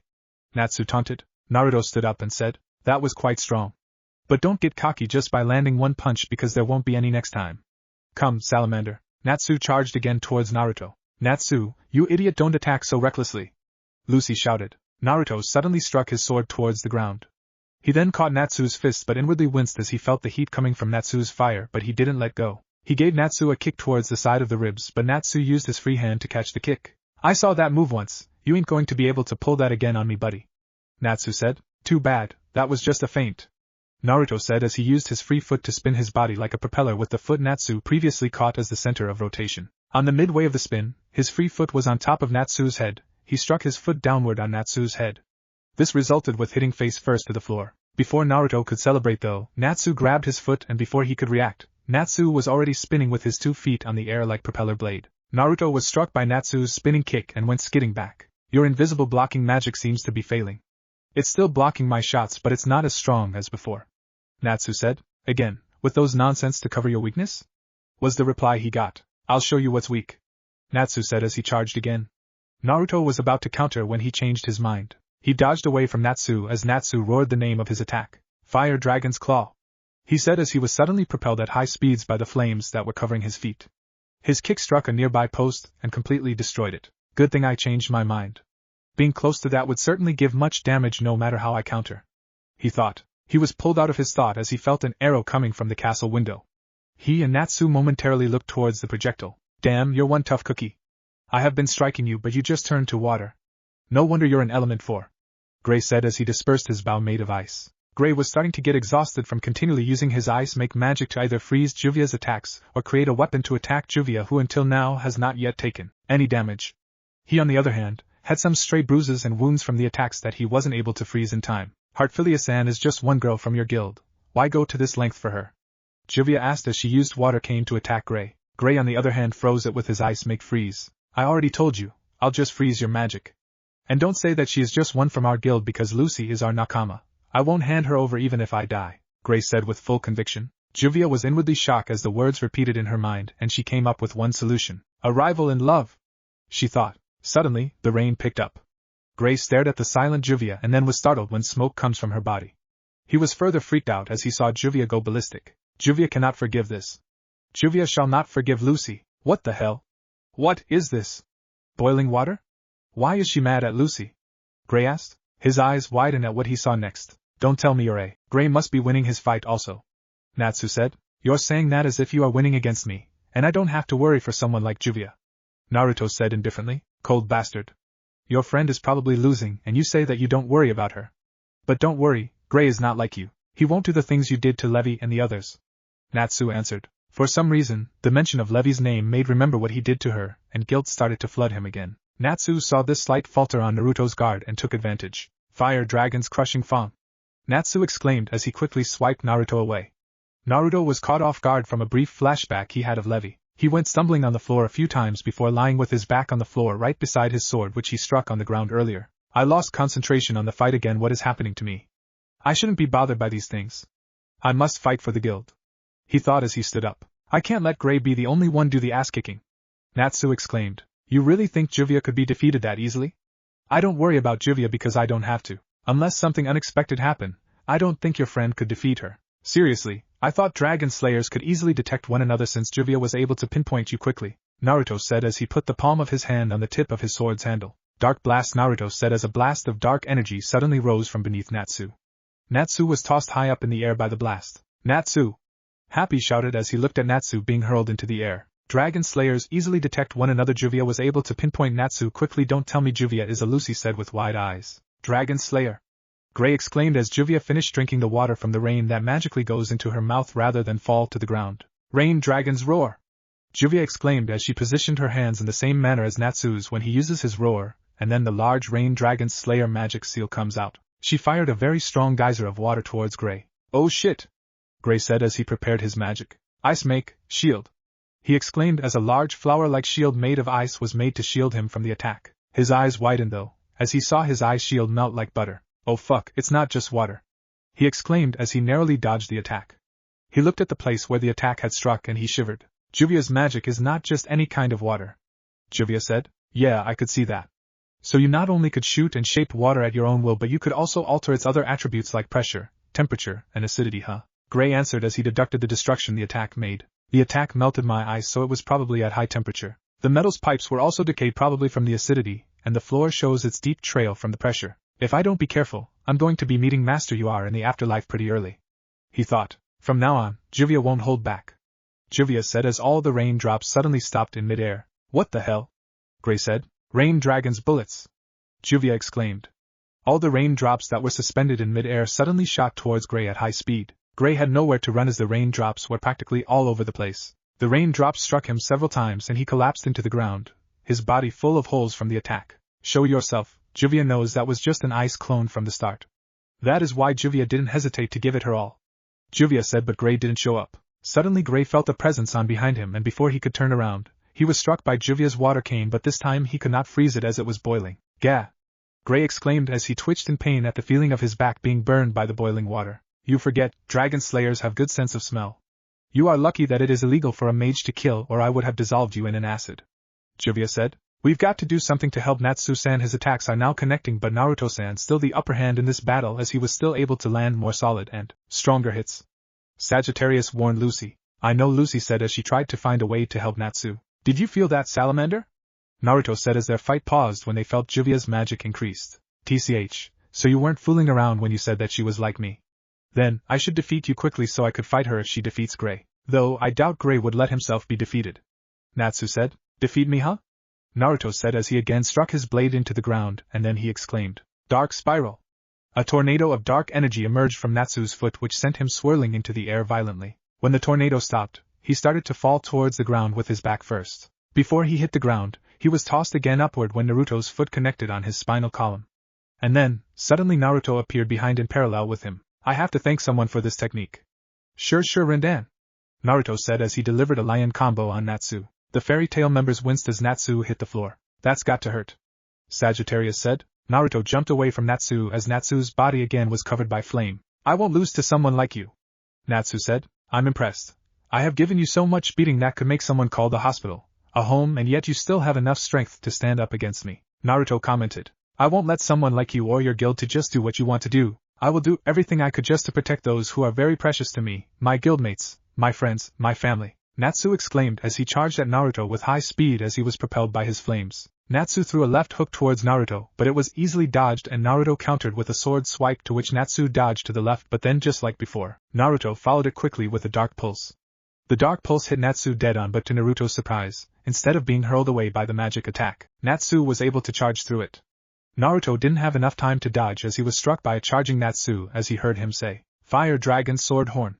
Natsu exclaimed as he rammed at full speed towards Naruto, but instead of letting go and letting Naruto be hurled into the air, Natsu held onto Naruto. "You won't escape me this time. Fire Dragon's Wing Attack," he exclaimed as he concentrated almost all his flames on his arms, engulfing Naruto in his flames. Then, the flames propelled Naruto at high speed. Naruto winced in pain as he felt his body being burned, but before he could react he saw Natsu on a position he knew was trouble. "Fire Dragon's Roar!" Natsu shouted as he breathes a long line of fire, and then becomes a large fireball. Naruto could only do one thing, and that is to brace himself for the impact. He curled himself into a defensive position as the attack hits. The fireball continued its charge until it struck to the wall, destroying it. "I'm done being your punching bag. Playtime's over. It's payback time, bastard," Natsu declared. Naruto stood up without wincing or showing the pain he felt from the attack. He took off what was left of his burned coat, leaving him in his blue undershirt. His pants though had some minor burn marks and his boots had of no use anymore, so he also took his boots off, leaving him barefooted. He grasped his sword on his right hand in a reverse grip, and then its scabbard on his left also in a reverse grip. "I won't lose to someone as naive as you," Naruto said as he charged towards Natsu. "He changed. He is now more aggressive than before," Sagittarius said. "I'll take whatever you throw," Natsu said as he charged towards Naruto. They met in the middle and Natsu threw an uppercut, but Naruto punched the incoming fist with the fist holding the scabbard. The scabbard hit Natsu in the side ribs as it was swung together with the punch. But Natsu didn't falter. Instead he threw another punch using his other hand, and to his surprise Naruto didn't dodge, but then he realized why. Naruto didn't dodge because he was also going to attack. Natsu's eyes widened as he immediately withdrew his punch and ducked as Naruto's sword swipe nearly took his head off. Before he could react though, Naruto's knee connected to his face. He took the blow and instead of letting himself be thrown by the attack, he used both his hands and hugged Naruto's waist, and then he adjusted himself so he was behind him to avoid and knee attack again. He then gave Naruto a German suplex. Naruto's head and back of the neck banged into the floor hard and he momentarily lost focus. Natsu used this as an opportunity to engulf his body in flames, and used it to propel him upward while still holding Naruto on the waist. Unfortunately for him, Naruto got his bearings back in midair, and he struck his sword downward to impale Natsu. Natsu narrowly avoided the sword, but he wasn't able to avoid the scabbard as Naruto spun around while swiping his scabbard towards Natsu's cheek. Natsu swirled from the momentum of the attack. Then before he could stop swirling, Naruto rotated again, and gave him a strong roundhouse kick in the face, sending him crashing to the ground. As Naruto dropped down to the ground panting and wincing, he looked at Natsu and saw him standing up again. "What's up with this guy? I just can't seem to put him away no matter how I attack him," Naruto thought, and then he felt Juvia's magic become very unstable. "Juvia, what's wrong?" Naruto thought, but was interrupted as Natsu charged at him again. So even heartless people like you and Naruto knows boundaries," Gray said as he stood up and covered his back with ice to ease the pain. "You know nothing about Juvia and Naruto-san to say things such as heartless," Juvia said. "Oh yeah, and how do I call people who would do the things that you did?" Gray asked. "Juvia and Naruto-san are just mages loyal to their guild just like you. There are times that mages had to do drastic things for their loyalty. You don't understand. Master Jose was the only one who would give a second glance to people with dark pasts." Juvia's speech was interrupted by Gray. "That's bullshit. If Jose really cares about you or your loyalty, he wouldn't make you do things like this. He won't use your loyalty to make you do cruel and heartless things. I am a person with a bad past too, but Master Makarov never used my loyalty to his advantage. Instead, he gave us his full loyalty and love. That is what a true guild master is all about, and not some dictator like Jose. Could it be? Was Master only using Juvia and Naruto-san for his own gain? No, Master Jose, he saved Juvia from being alone. No one wanted Juvia. Her parents, her friends, even her teacher left Juvia. Juvia was unwanted and discriminated, but Master, he gave Juvia a chance to have a purpose, but he also used Juvia for his own gains, giving her missions that were almost borderline illegal, she thought as she was getting confused. No! You are playing with Juvia's mind!" Juvia shouted as her body started to turn into water. "Sierra!" Juvia exclaimed as she attacked Gray recklessly and at high speeds with her body turned into boiling water. "Ice make," but Gray was interrupted as Juvia hit him. "So fast, my shape magic can't keep up," he said as he narrowly dodged the speeding Sierra. If I don't buy myself sometime, he said as he ran away and tried to hide behind walls from Sierra. Darn, I can't use my shield because she's just going to dissolve it. Juvia won't forgive you for confusing her loyalty. Juvia said as she was able to hit Gray. Gah, it's hot, wait, it's not as hot as before. Her concentration had slipped up due to her going berserk. I can freeze this if only I could find the right timing. Ah, there it is. He thought as he plunged his right hand inside the raging Sierra. Ice make, freeze! He exclaimed as he was able to freeze Juvia. Impossible, Juvia's boiling water was frozen, and not only that, Juvia trailed as Gray was shocked at what he saw. His hand was at Juvia's breast, groping it. I'm so embarrassed like this. Here in your ice. Juvia thought. No, I sorry. Gray said as he freed Juvia from the ice. He released me from the ice. Why? He's so kind. She thought as she looked at Gray. Do over. Gray exclaimed. No, I couldn't hurt you, she said. You can't hurt me? You mean you know you don't have a chance of winning? Gray asked. I'm stronger than Lucy. I can protect you. Protect me? Why would you do that? Because Juvia low. Before Juvia could finish her sentence, Gray said. Did the rain just got stronger? This rain is so depressing. You're just like them. Juvia said as she exploded in anger. What? Fine, then let's do this. Gray countered. Juvia doesn't need love. Juvia exclaimed as she transformed again to Sierra. As she attacked Gray, she remembered her past, how she was always left alone and discriminated by the others. The water's temperature, it has an unstable temperature. Maybe this is because her thoughts are conflicted, Gray thought as he again tries to find the right timing to freeze her. Juvia is one of the element 4. Juvia is a phantom mage. Juvia must win for the master, for the guild, and for Juvia's only friend, Naruto-san. She thought as she continually attacked Gray. I won't lose to someone like Phantom. Gray exclaimed as he froze the rain and the water. He even froze the rain, such magical power, she thought. Ice make, geyser. He exclaimed as Juvia was momentarily trapped inside a huge ice, and then it broke.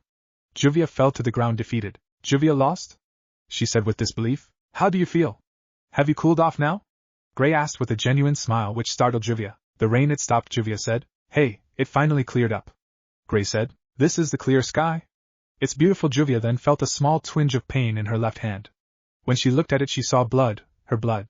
Her eyes widened. Juvia's dragon force has been deactivated. Juvia can now feel the touch and wounds again. Juvia's body isn't made of water anymore. She then looked at Gray and then at the clear sky. Juvia was defeated, but Juvia never felt this happy before. Juvia now knows what Senio Rayasama meant when she said those words before she left Juvia. I'm sorry, Naruto-san, Juvia can't continue anymore. From now on, Juvia wants to do what her heart tells her. Juvia thought. So, do you want to continue? Gray said while looking at Juvia with a smile.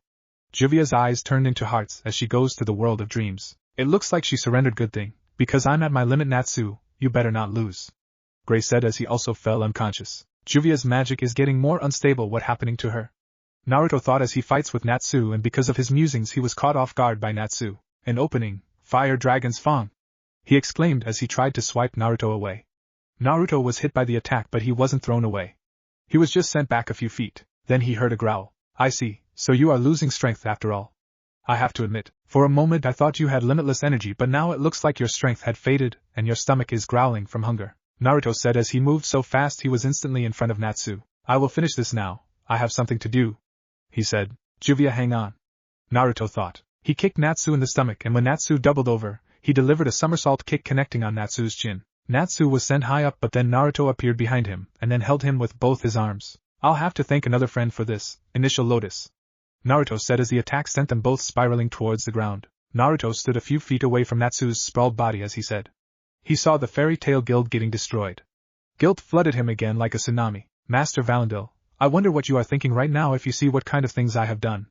I just helped in destroying a guild's house, no, a family's home. He thought as he remembered his master's last moments. 0000 flashback 0000. Master!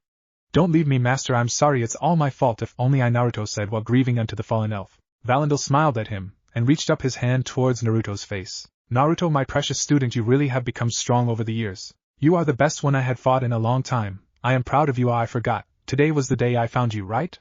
Valandil said. Naruto only nods. I think I have the perfect gift, Valandil said as he grasped the black sword that currently impales his chest. He gave a small groan as he took it out of his chest, and then gave it to Naruto. He then said some things to Naruto. Naruto listened until Valandil said, Naruto, whatever happens, do what you think is right. Farewell was Valandil's last words as he succumbed to an eternal slumber. 0000 end of flashback 0000. Naruto's musings was interrupted as he felt Juvia's magic stabilize but weakened, and for a moment he thought he heard Juvia say sorry and that she was happy. His hair covered his eyes as he thought. Juvia, you also didn't want to fight anymore for something like this, right? I guess that ice mage gave you the strength to do what you think is right.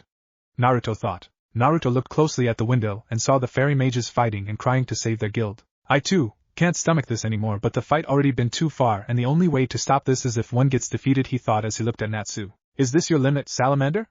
Your whole guild is getting destroyed right now. Naruto taunted. I don't believe you, Natsu said as he tried to stand up. Can't see it?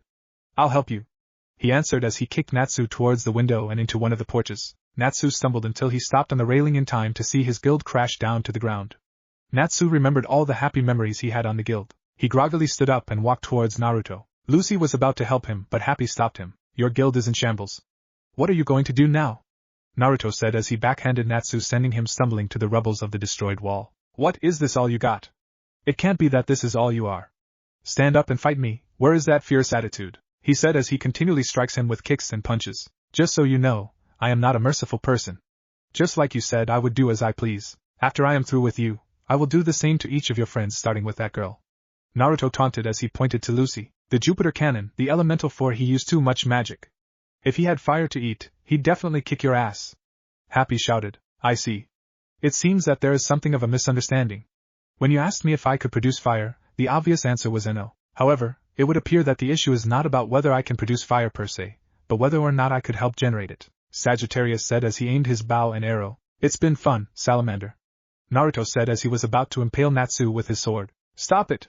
Happy shouted as Sagittarius let the arrow fly. The arrow flew past Naruto and Natsu and struck the machine. Fire, Natsu said. He created flames from blowing up the machine. Lucy exclaimed. Natsu greedily ate the fire as Sagittarius continually let his arrows fly towards the machine. Naruto, on the other hand, just watched. To set machinery aflame is mere child's play for my arrows, Sagittarius said. Great job, you really are a master archer, Sagittarius, Lucy complimented. Man, that was good. I owe you one, Lucy, Natsu thanked. Naruto was suddenly behind him, about to strike when he turned around and countered and connected with a flaming uppercut. Levi, Jet, Droid, Gigi, Lucy, all my Nakama and Fairy Tail, Natsu said. Dark Pulse, Naruto shouted as he swiped his sword towards Natsu, but Natsu just deflected his attack back at him. He deflected it? Naruto thought as he was sent flying by the impact. How dare you lay your filthy hands on them? Natsu shouted. I'm paying you back along with some added interest. You're gonna wish you never set foot onto Fairy Tail. I see, Naruto thought, but made no action to dodge or counter Natsu. Gyuren Karyuken, Natsu exclaimed as he lighted his hands with fire and started to rapidly punch Naruto. Each attack caused a fiery explosion that destroyed the Phantom Guild's castle. As Natsu was about to give the knockout punch, he looked at Naruto's face and said, It was a mistake to lay you hands on Fairy Tail. I bet you really regret messing with us, right now, Natsu said. What he saw surprised him because for a brief moment that he saw Naruto, his face was not in pain but had a subtle smile. His fist connected onto Naruto's cheeks that sent him flying, and for a moment, he thought he heard a silent thank you. Naruto landed on a pile of rubble of rocks and woods caused by Natsu's attack. He lay there as he heard everyone panic and evacuate as the castle collapsed. So, this is the end, he thought as pile of rocks rains down, narrowly missing him. Master, I did what was right, didn't I? Naruto said as he looked at the sky, too tired and aching to even move an inch. Juvia woke up from the rumbling. She also felt two strong magics clashing. The castle is collapsing, and Master Jose and Master Makarov are probably fighting. Juvia must evacuate, she said as she saw Gray lying there. She looked at the balcony and saw the fairy mages at the bottom. She turned back to Gray and said, You saved Juvia, now Juvia will save you. She used her water lock and tossed Gray towards them. The fairy mages on the bottom were surprised when they saw a ball of water fall from the sky. When the water hit the ground, it splashed, and they saw Gray lying on the ground. They took him and ran away from the castle. Juvia then activated her dragon force and transformed into water as she searched for Naruto. When she saw Naruto lying on the pile of rubbles, she was about to call him when she saw a huge light about to engulf the whole place, so she hurried and trapped Naruto inside her water body. Thanks you, Juvia, was what she heard from Naruto before he passed out inside her water. When the light subsided, Juvia let Naruto go as she deactivated her magic. Yo! Juvia was startled and looked at the source of the voice. She saw Natsu lying there on top of some rubbles himself. What do you need? You already won. Juvia and Naruto-san didn't want to fight anymore, Juvia answered as she stood to protect Naruto's unconscious body. I know I've noticed it at the last moment, but Naruto and you were just like us. You do your best for the guild. But you know, a true guild is like a family, and a family doesn't make you do things that would put you into trouble or things that are against your will, Natsu said. Funny, that ice mage also told me that, Juvia answered. So Gray also told you that, huh? Anyway, what I wanted to ask is who taught you your dragon slayer magic? Natsu asked. Why should Juvia tell you? Juvia asked. Come on, it's not every day I run into a fellow dragon slayer. Don't be stingy, he retorted. Zeniorai, she answered. Huh, the rain dragon Zeniorai-sama. Juvia said. I knew it. It has to be a dragon. What happened to the dragon? Natsu asked. Vanished, she just vanished one day. She just left Juvia without telling where would she go or when will she come back. Juvia misses her. Juvia answered. Let me guess, that is on July 7th 7 years ago, right? Natsu asked. So your dragon vanished on that day also? She asked. Yeah, Igneel also vanished that day. You think there is a connection? Natsu replied. Too much to be a coincidence, but Juvia isn't sure.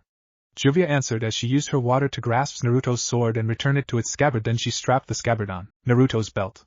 She then made a water bubble and placed it on Naruto's head so he could breathe. Then she engulfed him in a water lock to carry him. She was about to go when Natsu said, If you hear anything about Igneel, be sure to pass it along to me. This might be the last time you and Juvia will meet. She answered. Don't be like that. After all, we are fellow dragon slayers. And it's not like I won't pass you the message if I hear anything about Zeniorai. Oh, and tell that friend of yours, I would love to fight him again. Next time, I don't want him to be spacing out too much on our fight or giving me too many open looks. It felt like I didn't beat him, it's more like he let me beat him. Natsu said as Juvia left. Later that day, the whole fairy tale guild was looking at shambles of their guild house. Man, I had planned on some renovations, but this is a little too much. Makarov said. He felt Lucy was uneasy, so he said, Looks like they put you on a ringer as well. Turn that frown upside down, Luchan. Levy said as she arrived with Jet, Droy and Rita, surprising Lucy. We started as a team and we came out victorious. Don't sweat it, okay? Levy continued. No, I should be. Lucy was cut off by Levy. Everyone here knows the score, so don't beat yourself up, okay? Lucy, every time you laugh and grieve, pieces of those memories become ours as well. When a member is in cloud 9, we all float. When a member is outraged, we all clench our teeth. When a member weeps, we all wipe our eyes. So you have no reason to be riddled with guilt, and why would they? You are, after all, a member of Fairy Tail, our family. Makarov said as Lucy cried out loud. Everybody laughed until they are surprised because Makarov also suddenly cried out loud. As everyone was laughing, Makarov noticed Natsu looking up at the sky. And Natsu, you look thoughtful. What's on your mind? Makarov asked, which made everyone look at him. OMG. Natsu is thinking. Happy said. Just how low do you regard Natsu? Lucy said. It's just that today, I learned so much. He answered. Wah. Natsu learned. Happy said. You really don't hold Natsu on high regards, don't you? Lucy asked. What did you learn?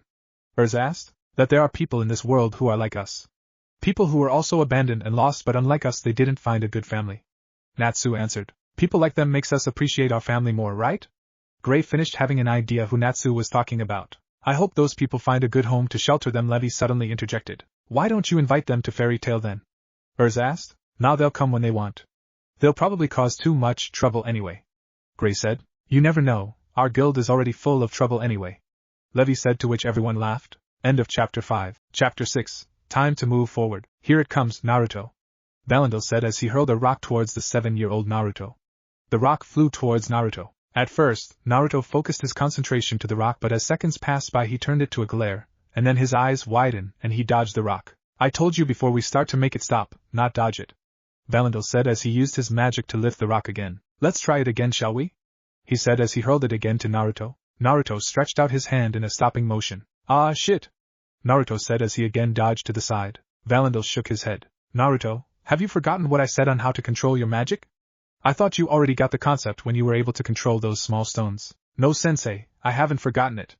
It's just that it already took me all the concentration I have just to control that small stone. How am I supposed to do that with a rock that is almost 100 times bigger? Do you doubt yourself, Naruto? That is not the Naruto I know. And your concentration is not the problem. Your concentration is superb.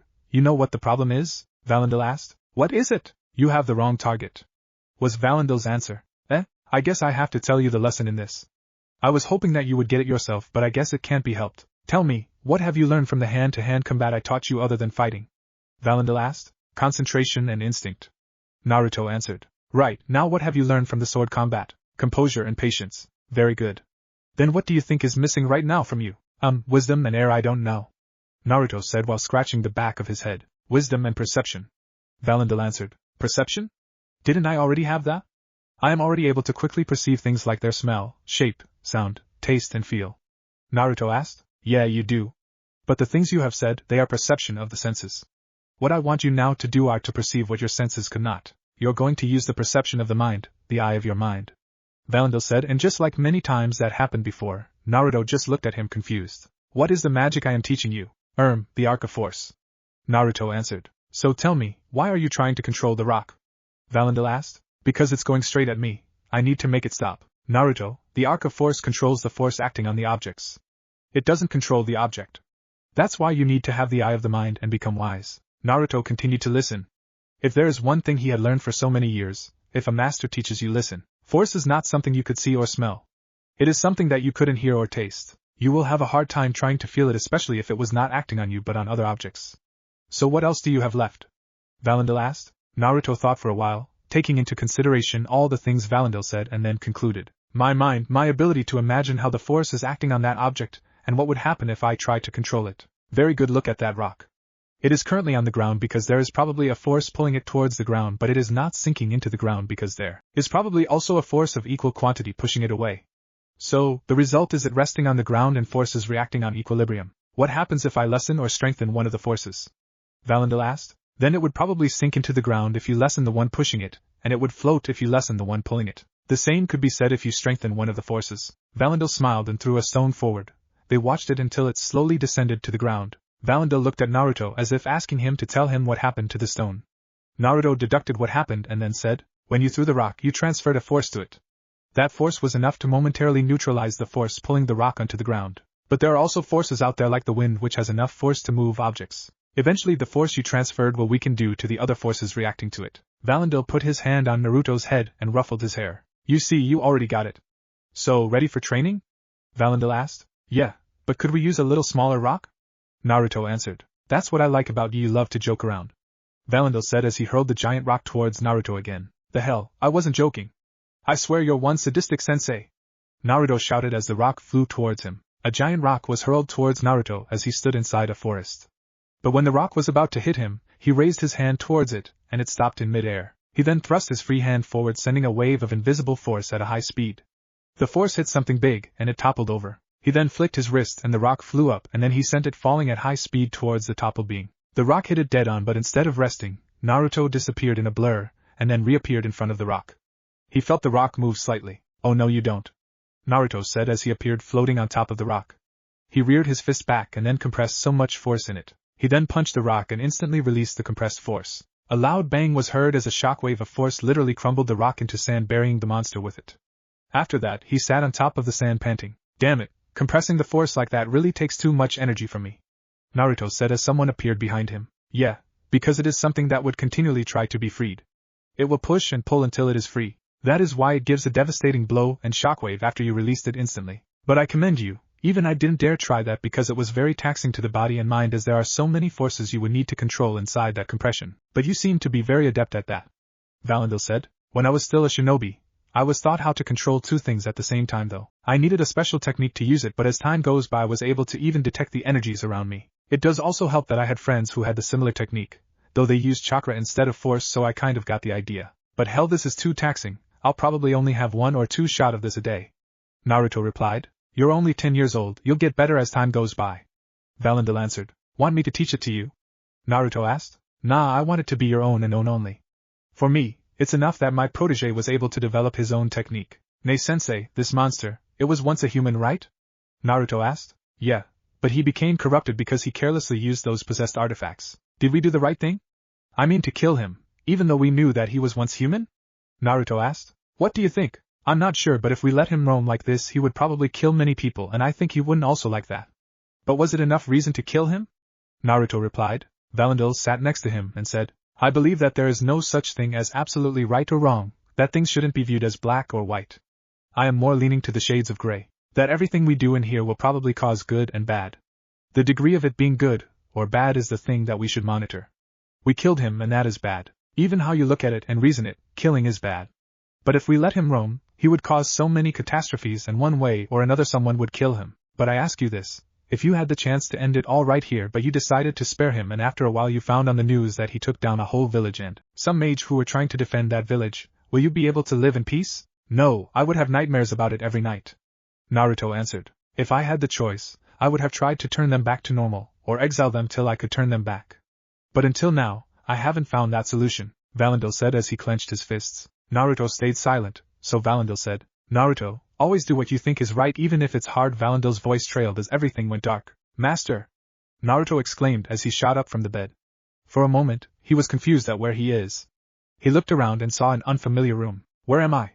He said to no one as he tried to remember what happened. Realization hit him as the memories came. Oh yeah, we lost. Phantom Lord is probably disbanded now. The last thing I remember was Juvia's water covering me from that light. He said. Speaking of which, where is Juvia and where did she brought us? He asked again to no one. The door opened and in came a lady wearing white dress. Oh great, the place that I hate most, the hospital. Naruto mumbled. You shouldn't say that, sir. The lady who brought you here was very worried and even paid for all the bills. She said that she was your little sister and that you had a rough mission. The nurse said. Oh, I see. Where's my sister then? Naruto asked. She said she had a mission to do. She'll probably be back in a few days. The nurse answered as she checked him up. How long was I out? He asked. About 3 days. Thanks. May I know when will I be discharged? Your checkup shows that you are in perfect health. All you need is some food and you'll be good as new. We can discharge you in 2 days. She answered. A few minutes later, food was sent to Naruto's room. 2 days passed since then, and he was about to be discharged. Do you have a way to contact your sister? The nurse asked. Yeah, may I get my things back? Sure, the clothes your sister gave are in the closet. The one you were wearing when she brought you here were close to garbage. Should I leave the room or would you like me to dress you myself? The nurse said seductively. Excuse me? You're no fun, but if you change your mind, just call for me, okay? The nurse said while winking, and then she left. TCH, stupid fangirls. Naruto opened the closet and looked at the clothes Juvia left. Where the hell did she get these? Was all he could say as he looked at the clothes. Hanging inside the closet there are a white sleeveless undershirt, and a navy blue almost black kosode with pants. Under the kosode is a pair of black sandals that looks like of what he wore when he was still in Konoha. What caught his attention were the white sleeveless haori and the fingerless gloves. The fingerless gloves had metal plates in them and for a moment he thought he saw the Konoha symbol in it. Same with the white haori as he thought he saw red flames licking on the bottom. TCH, I think that salamander fried my brain too hard. He said as he shook his head and started changing. Once he had put on his kosode and pants he frowned. Juvia got the wrong size. It's big for me. He said as he tucked in the kosode and his undershirt in his pants, and then tightened it with a narrow-width white sash. But he still had a problem. The sleeves of the kosode and his pants were a little long. I can't fight like this. Oh right, I can do that. He said as he thought of something. He quickly changed back to his hospital clothes and looked for the nurse outside. Lucky for him, she was just outside of the door. May I ask for body wraps? He asked. What for? The nurse asked. I'm a mage so I needed extra protection on my hands and feet. He reasoned calmly. Oh okay. She answered. He got back to his room and changed back to the clothes Juvia gave him. A little later someone knocked on the door. He opened it but didn't let the nurse in, saying he was in the middle of changing. He just put out his hand and let her hand it to him. No way in hell I would let myself be seen like a kid trying on his big brother's clothes. He thought. Once he got the wrappings, he pulled the sleeves back until the edge is on his wrists, and then he wrapped his forearm. The wrap extended from halfway of his forearm till halfway of his fingers. He did the same with the other sleeve. He then pulled the pant legs up till they are the right length, and then he wrapped his ankles and a few inches above it. He then wore the gloves and the sandals. The wraps should keep them in place. He said as he wore the white haori. He looked at himself in the mirror and smiled. Good, the haori hung almost onto my ankles, it would be a shame to cut it. Almost, looked like I was back in Konoha. He chuckled at the thought, and then he realized. I just smiled and chuckled. I haven't done that for quite a long time. I have forgotten that it feels nice. He said. He shook his head as he rummaged the closet for his sword. He didn't found it there. Juvia must have kept it somewhere else. I don't have a choice but to wait for her. In the time being, I think I need a haircut and a new hairstyle. I also need a bigger sash to tuck my sword when I have it back. He said as he opened the door. Outside he met the nurse who started ogling at him when she saw Naruto walk out of the door. He paid her no mind as he continually walked towards the counter. I am Naruto Namikaze. I believe my sister Juvia Loxer had already paid all the bills and I am ready clear for discharge. He said to the girl at the desk. Yes sir, please fill up this form, and you may go, she answered blushing. Naruto took the form and filled it up. Afterwards he gave it back to her and thanked her smiling. He then walked out of the hospital. When he was out of earshot the nurse who was ogling at him walked towards the girl at the desk and squealed. Isn't he one handsome and hot piece of meat? The nurse started. Yeah, those vibrant and lively cerulean eyes together with that warm smile. I hope to see him again. The girl answered. Outside the hospital, Naruto heard 2 squeals and he felt a shiver on his spine. Damn fangirls, just when I'm feeling good, they just had to ruin it. He mumbled as he hurried to get away for fear of someone glomping him. He searched around looking for a sash. He stopped at a store where he saw clothes selling the same as what he is currently wearing. He walked inside and was instantly greeted by the sight of so many clothes and gadgets that were unusual, at least in Earthland. He was greeted by the shop owner. "Good morning, sir, may I help you?" Naruto looked at the shop owner and studied him. He was an old man, a little thin than average, but certainly looked strong and quite knowledgeable of the things around him. "Yes, may I ask if you had other sets of clothes like this? And also a bigger sash?" he asked. "Why yes, in fact I am sure that clothes were brought here," the man said. "How can you say that?" "Because my shop is the only shop that sells this kind of clothes. You see, I inherited this design from my ancestors." "Well, I don't see this kind of clothing nowadays. If it is very old, then how come you are the only one knowledgeable of it? Shouldn't others know it as well, since it may be part of history?" Naruto asked. "Actually, my grandfather once told me that our ancestors don't come from here.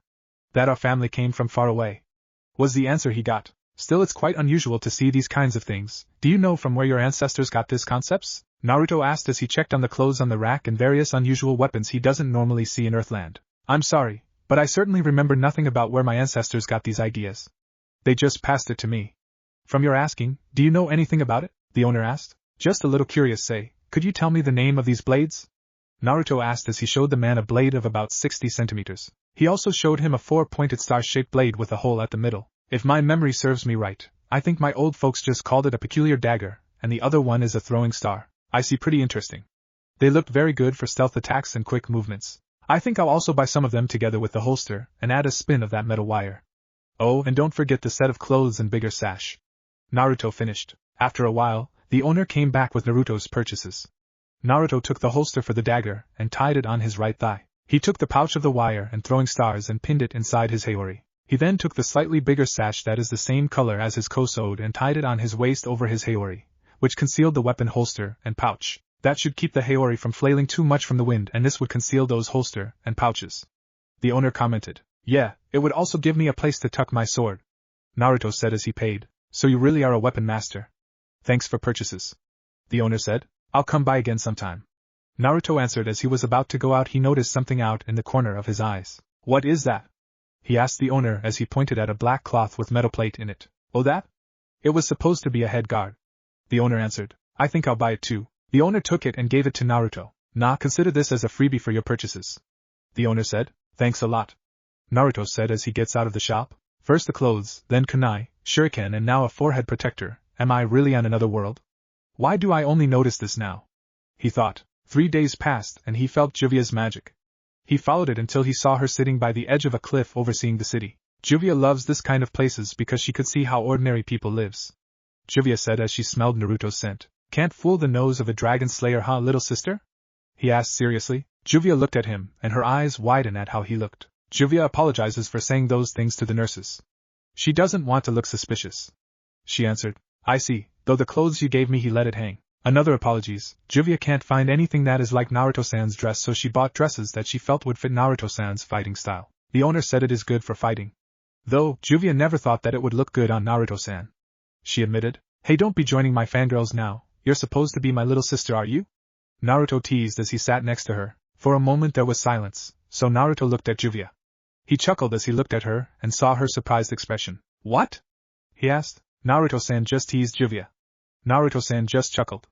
Naruto-san just showed emotion.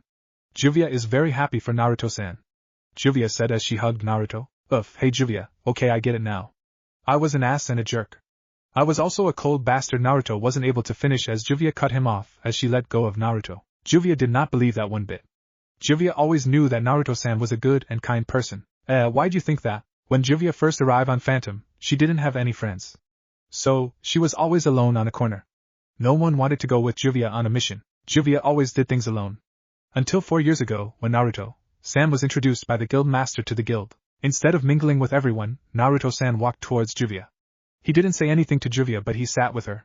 When everyone was avoiding Juvia, Naruto-san stayed. Naruto-san was also the only one who would ask Juvia to accompany him on his missions, and even though he never said it, Juvia knows that he trusts her with his life, and for that, Juvia wanted to be stronger for Naruto-san, her friend, her big brother. Master Jose gave Juvia a guild, but Naruto-san gave her a family. Even if he always calls Juvia unpleasant, gloomy, annoying and weird, she knows it is his way of caring for Juvia. Juvia said as tears started to streak down her eyes as she looked down.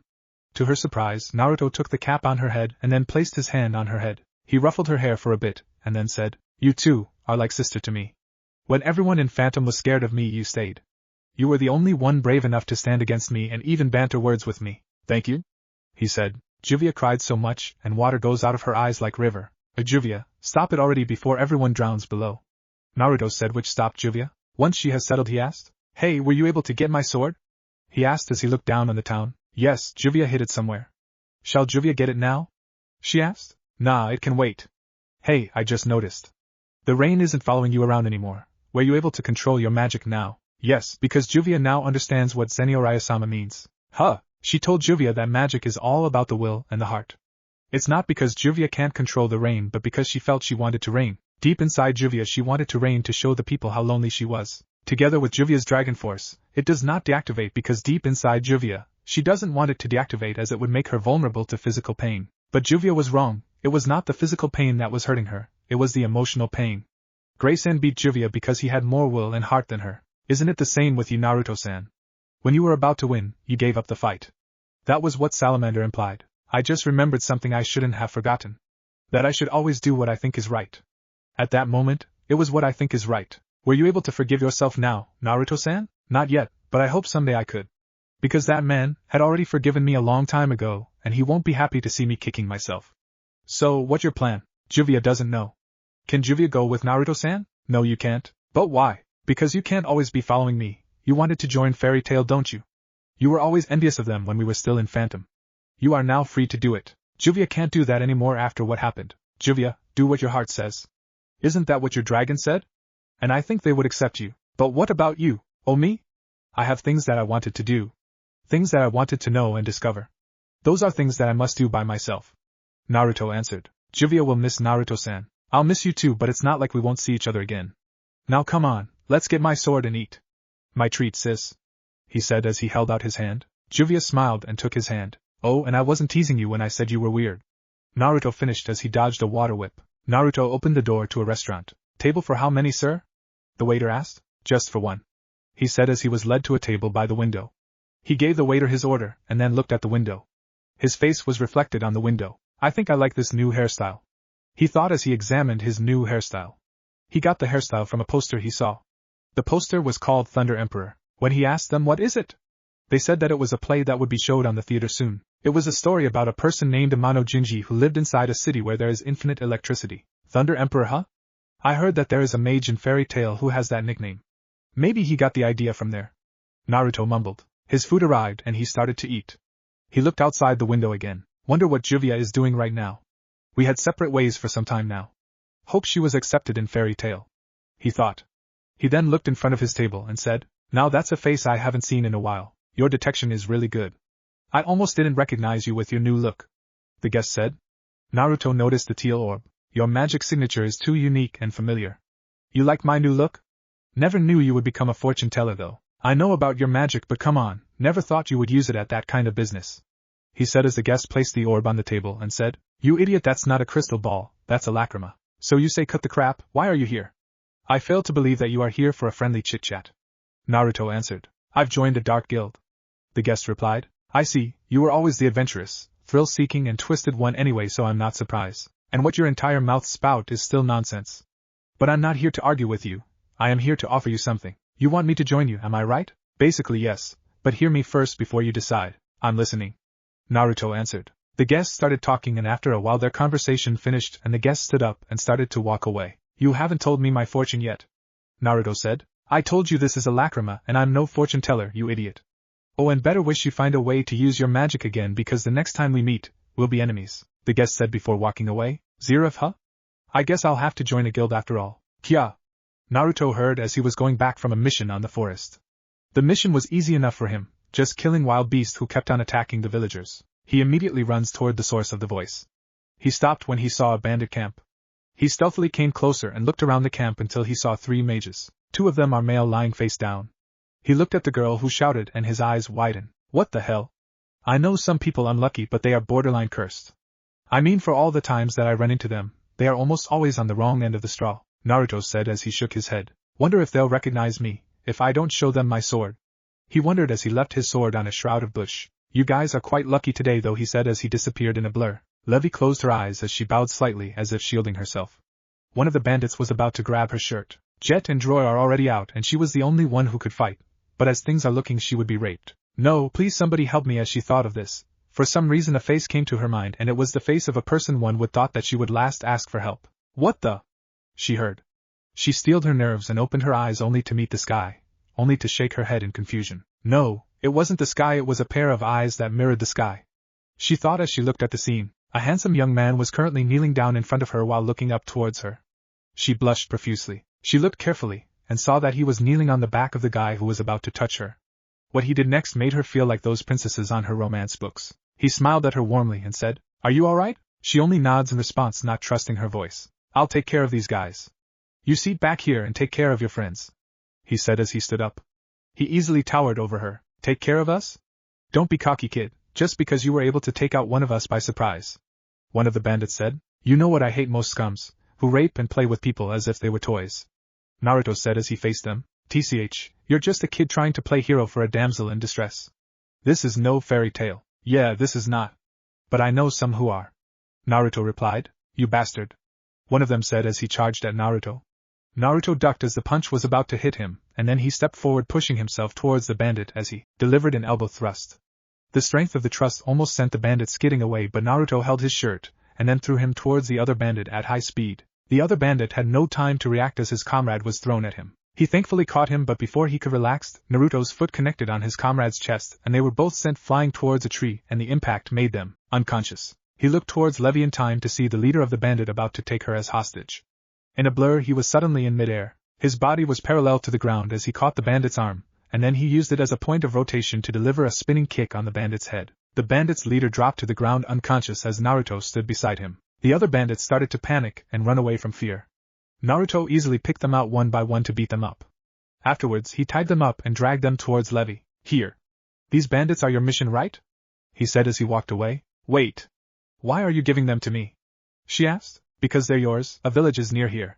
You can ask for help in there," he answered as he left. "Thank you, I hope we meet again," was all she said, and then she realized. "I wasn't able to ask his name. Wonder who he is.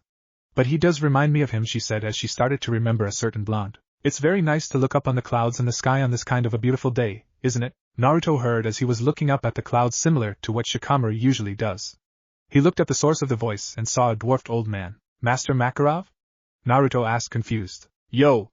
Makarov said as he waved at Naruto. "What do you want?" "I didn't do anything bad to your members this time," Naruto said, a little nervous. "Yesterday, Juvia joined our guild," Makarov said. "I see, I already saw that coming. But why seek me? She was really worried about you, too. That girl, I already told her not to worry about me. You look different from the last time I last saw you. Your eyes are not void of emotions anymore. It looks like you got part of your humanity back, but I believe that there is still a chance that you might come back to the dark. Juvia said that you couldn't forgive yourself for something you've done in the past, and yet you yourself believe that that person have already forgiven you. Why don't you come to our guild as well? Maybe we could help you move forward. Maybe all you need is a good family." "Why? After all I have done to your guild, how could you just forgive me like that? I destroyed your guild. I don't care about you destroying our guild house. It would have been destroyed sooner or later by those children who are always fighting inside," Makarov answered. "And your members, you hurt them, and no matter what happened I won't forgive you for it," Makarov said as he released a small amount of magic energy. "But from looking at you now and from what I had gathered from Juvia and Natsu, I know how sorry you are. And I am sure that you feel worse than how I feel," Makarov said as Naruto looked at him wide-eyed. "And to top it all, if I were to ignore a young man like you who are trying to come back to the light, fall into darkness, I won't be able to forgive myself even more," Makarov finished. Will they accept me even with all the things I have done? And I have things that I want to do on my own. I'm sure my children will understand because they are just like you, kids who are trying their best to stay out of the darkness and walk to the light. I'm not sure of what you wanted to do, but as long as it is not something bad, you are free to do it. A free spirit is what I want from my children, but if you do something bad, I will personally punish you.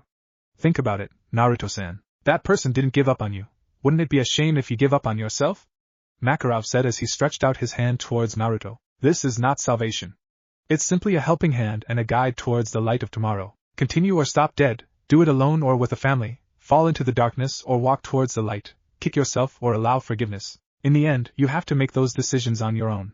Makarov finished as he continued to offer his hand. Thank you for giving me a chance. I'm a fairy tale mage, Naruto said as he grabbed onto Makarov's hand and let the tears fall. Everyone listen, Makarov announced. The members of Fairy Tail stopped what they are doing and gave him their full attention. Yesterday, I have finished the papers and legalities for our 2 new members, Makarov announced. New members? Are they strong? Let me see them, I want to fight him now. Natsu said. Now Natsu, be nice to our new members.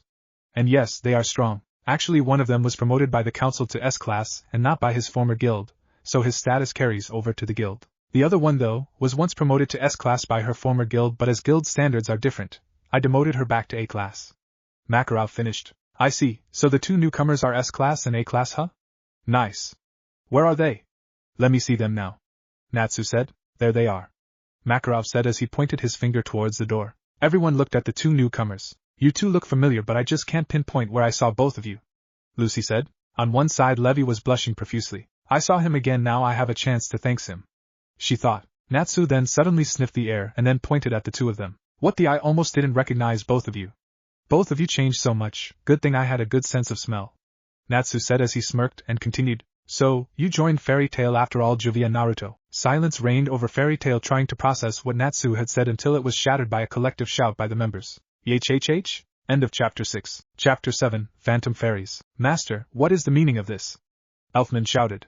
As almost everybody panicked but stood on guard except for Gray, Natsu and Makarov. Now let's not be too rowdy. Makarov said while waving his hand on a calming manner. What do you mean not too rowdy?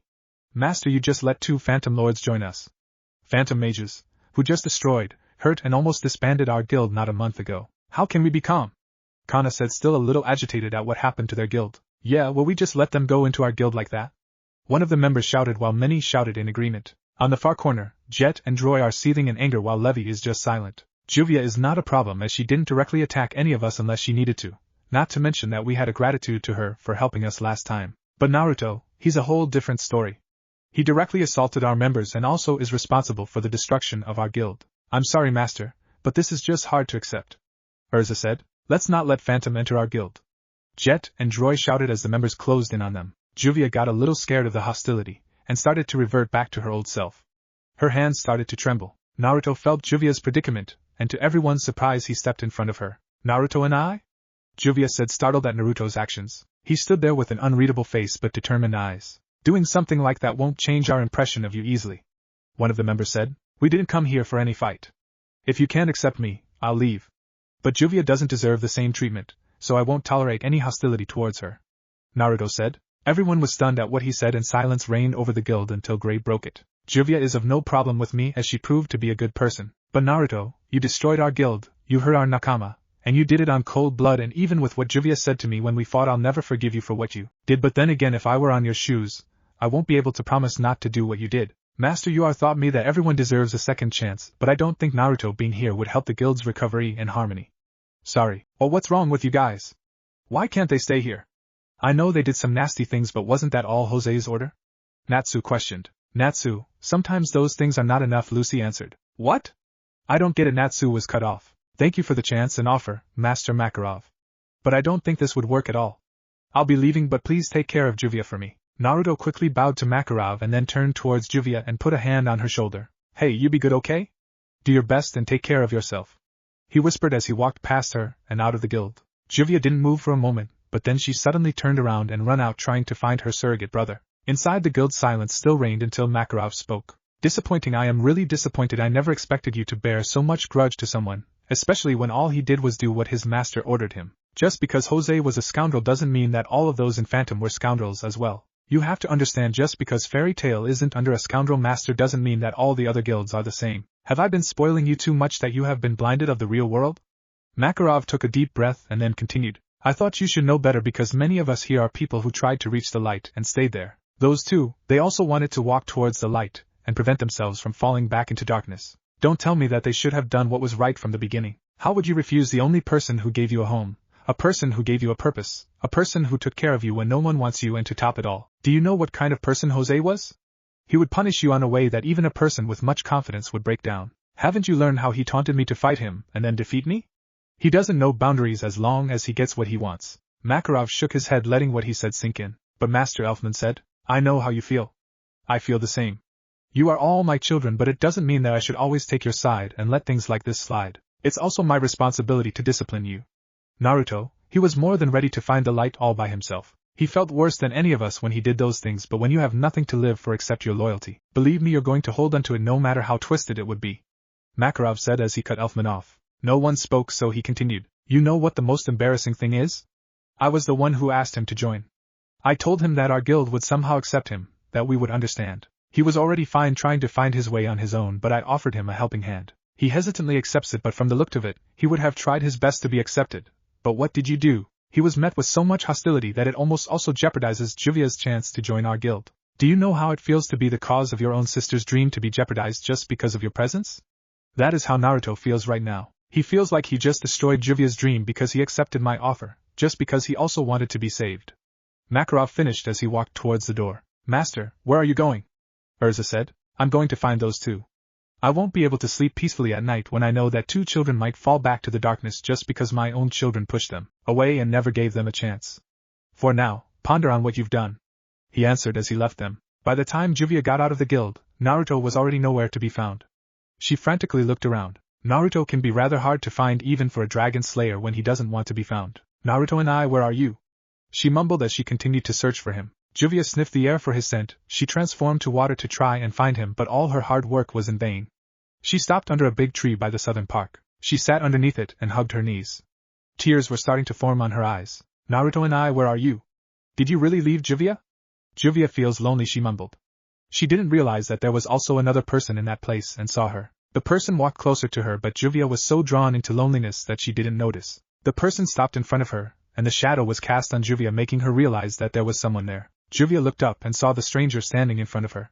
Her eyes widened and said, She was cut off though as the stranger spoke. You're trying to find Naruto, right? I think I know where he is. If you want, I could show the place to you. But why and how? Juvia asked. I'll tell you on the way. For now, let's go, was the reply she got as she followed. Naruto had been walking, jumping, running and strolling around as if in autopilot. His feet suddenly stopped, and his eyes widened at where he stopped. Here again? Whenever I am deep in thought and let my body take me wherever it wants to go, I always end up here, he said as he is again on a rooftop that is directly across the hospital window where one fairy mage was recovering. He looked at the window and saw the room was empty. Yeah, right, I forgot she was already released. They were on the guild house earlier. But what's the point of me going in here every time? I don't get it. It's like I am being pulled towards this place, he said. Maybe because unconsciously, this is the place which reminds you of what you've done, and what you don't want to do anymore. Someone spoke from behind him. Naruto looked towards the source and said, Master Makarov. Yo, I messed up really bad. Why are you looking down? You didn't do anything wrong this time. I should be the apologizing for what has transpired earlier. I didn't expect them to bear so much grudge that it clouded their better judgment. But what they said was right. I would only make the guild members uncomfortable. They would always have felt a little nervous whenever near me. On top of that, I don't want Juvia to be dragged onto my mess. So, please at least let Juvia join and please take good care of her, he said as he bowed low. Juvia is really very important to you, doesn't she?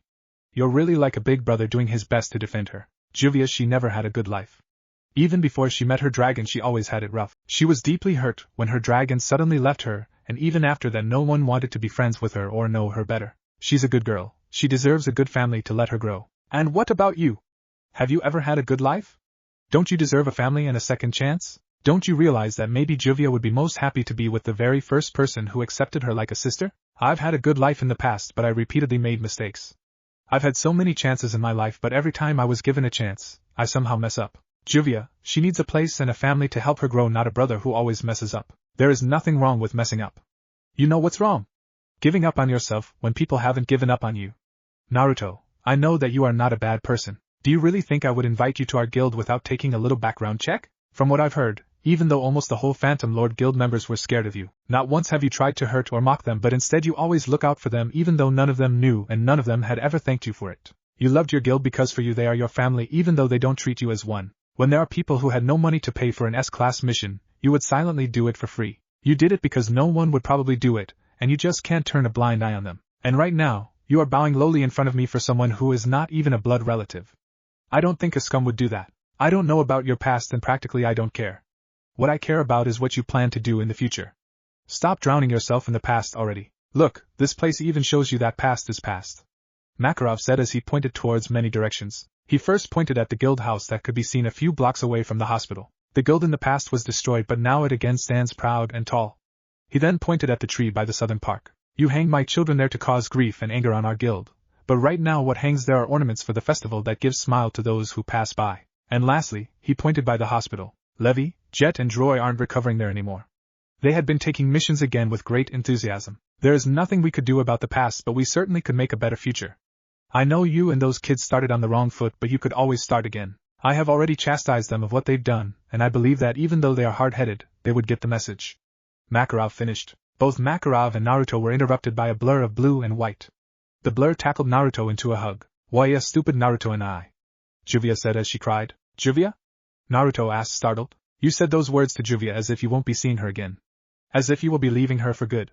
Juvia sniffed. Oh, and Naruto, I have already finished the legalities of you and Juvia joining our guild. The only missing is the guild stamp. Come back to the guild to get it, okay? I'll be waiting for both of you. Makarov said as he walks away. Thank you, master. I'll do my best for the guild. Naruto said as he bowed. Juvia too will do her best. Juvia said as she also bowed. I know you would. He said as he jumped down from the rooftop. Will he be okay? This is quite high. Juvia asked. Nah, he'll be fine. He's strong. Naruto answered, but then they heard a loud crash, and then a shout of pain. Or maybe not. Naruto continued as they both sweat dropped. You won't be leaving Juvia, right? Juvia asked seriously. Seriously, I'm starting to think that you like me more than a brother. Naruto teased. Don't kid yourself, Juvia's heart only belongs to one person. Juvia isn't fond of incest. She answered dismissively. Naruto laughed, and then said, Yes sis, I won't be leaving you anytime soon. Anyway, how'd you find me here anyway? Naruto asked. Juvia can't tell you who brought her here. It's her secret. She answered. TCH, still a weird woman, Naruto said as he dodged a water cane. Below, as Makarov stood up, he walked towards the stranger who helped Juvia find Naruto. He smiled. So, it was you who brought her here after all. I wonder how you knew Naruto was here. Bah, you were always a smart child, I should have known better, Makarov said as he and the stranger walks away. When Juvia and Naruto came back to the guild, everyone was there waiting for them. We have decided. As I and Grace said earlier, Juvia is of no problem. She had proved herself to us and she never really did anything drastic. Though most of us do not agree with the master's decision to let you join us. But if the master himself found it on his heart to give you a chance, who are we to disagree? But know this, we will be keeping an eye on you. So, even with a heavy heart, welcome to Fairy Tale. Urza said. Everyone was silent, waiting for Naruto and Juvia to answer. Thank you for the opportunity. He said as he bowed a little. Juvia wants to express her great thanks for letting us in Fairy Tale. Juvia said as she bowed low. Geez, Naruto, even with the new look and the gratitude, your face still lacks emotion. I mean, come on, show more emotion when you say those kinds of things. Grace said. You have to forgive Naruto and I, he always had trouble expressing his emotions to others. Juvia answered for him. I didn't need someone to speak for me, you know. Naruto told Juvia. Alright, let's start the feast. Makarov said as the foods and drinks were laid out on the tables. Geez, what's up with our guild? Being hostile with others and then suddenly being silent. You guys don't really look like your usual selves. It just doesn't feel right at all, Natsu said. Oh, just hurry up and take a seat. The main event is about to start. Kana said as she pushed Natsu towards a seat beside Naruto. Suddenly, the guild went dark and Natsu blew a small fire to light it up. Stop doing that, it's a show, it's meant to be dark. Kana exclaimed. What's all this now? Gray said. There's a stage over there. Lucy answered. As the stage was revealed, they saw Mira Jane sitting at the center with a guitar and a flying mic. Most of the fairy mages rejoiced and cheered upon seeing her. She started singing and everyone felt a surge of warmth and happiness, almost. This is great! Lucy exclaimed. It's a song for mages leaving on their mission. Kana replied. Juvia and Naruto though had their heads down. When they were in Phantom they never had this kind of feeling. A warm feeling that threatens to burst out of your chest. They've been in Phantom for a long time and yet they never felt like this, and yet here they are not a day in Fairy Tale, and they already felt this strange but happy feeling. Is this how it feels to belong? Juvia loves this feeling. Juvia doesn't want it to end. Juvia whispered to herself. Naruto looked briefly at Juvia and saw her bowed a little and had a small smile. He bowed his head to hide his smile, but unfortunately for him, Natsu, who was extremely bored, saw it and decided to have his fun. What are you smiling about? This the first time you hear that? Probably because no one on Phantom knew how to sing or had a good voice. He teased. You sound so confident about your claim. May I know where you got the confidence? Naruto answered. I don't know, maybe because you look like someone who can't sing. You shouldn't presume things, Salamander. Naruto said. Oh really? Let's see if you could sing, let alone sing a ballad with that emotionless face of yours. Ho, you shouldn't judge people just by how they look, because in truth the first time I saw you I thought you were just a street punk picking a random fight. Naruto countered. Want to be reintroduced to my fist? Want to know how it feels to lose again, huh? Natsu taunted. Oh please, you really believe you defeated me? That's just a fluke. I wasn't even paying attention to our fight. If you really believe you could defeat me on a fight, you're an idiot. I don't want to waste my time on idiots. Naruto said dismissively. You punk! Fight me! Natsu shouted at Naruto as he stood on top of the table. Someone threw a mug on him, and it hit his chin, which aggravates his anger further. Okay, who threw that? He exclaimed as to a kick which tumbled the table. Chaos ensued as the other fairy mages were sucked into the brawl Natsu started. Naruto only shook his head as he looked at the brawl from a corner where he retreated so he won't be sucked into the brawl. The brawl escalated, but then he saw smiles and laughter from them instead of pain and anger. Idiots, he whispered. But it feels good to be here even when they are a little bit crazy. So you like it here, Juvia? Naruto asked. Yes, Juvia loves it here. What about you, Naruto and I? Juvia said as she sat next to Naruto at the corner. I think I could live with their craziness after all. I guess that's what makes it fairy tale.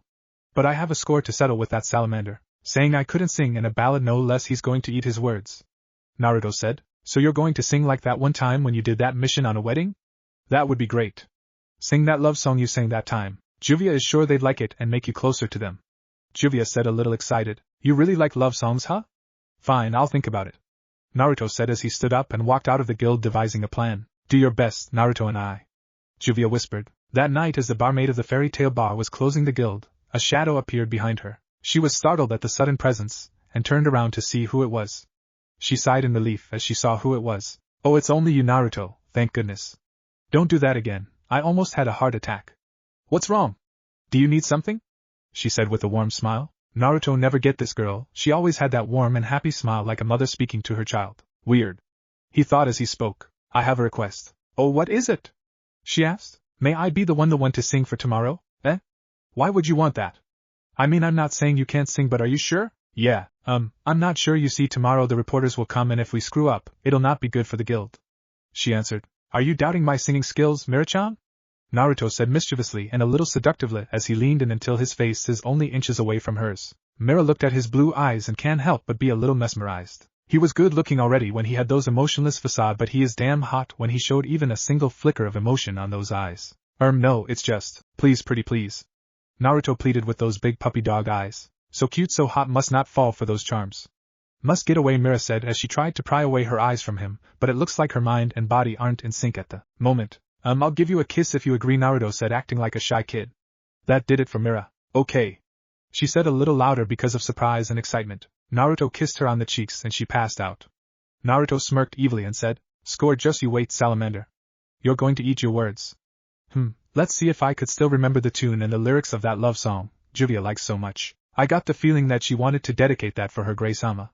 He hummed the tune as he carried Mara Jane bridal style, intending to deliver her to her dorm on Fairy Hills. The next day the Fairy Tale Guild is as busy and noisy as ever. A reporter has been circling around interviewing the members. The male reporter literally took Urza away from Lucy. Lucy tried hard but struggled to get the reporter's attention. She even lost to Happy.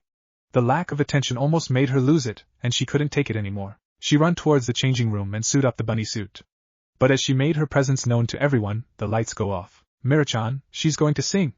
Many shouted. Everybody waited in anticipation as the stage is revealed. To their surprise though, it wasn't Mira Jane who was in there. Naruto? They shouted. Naruto was in full black suit, much like Loki when he became a celestial spirit again.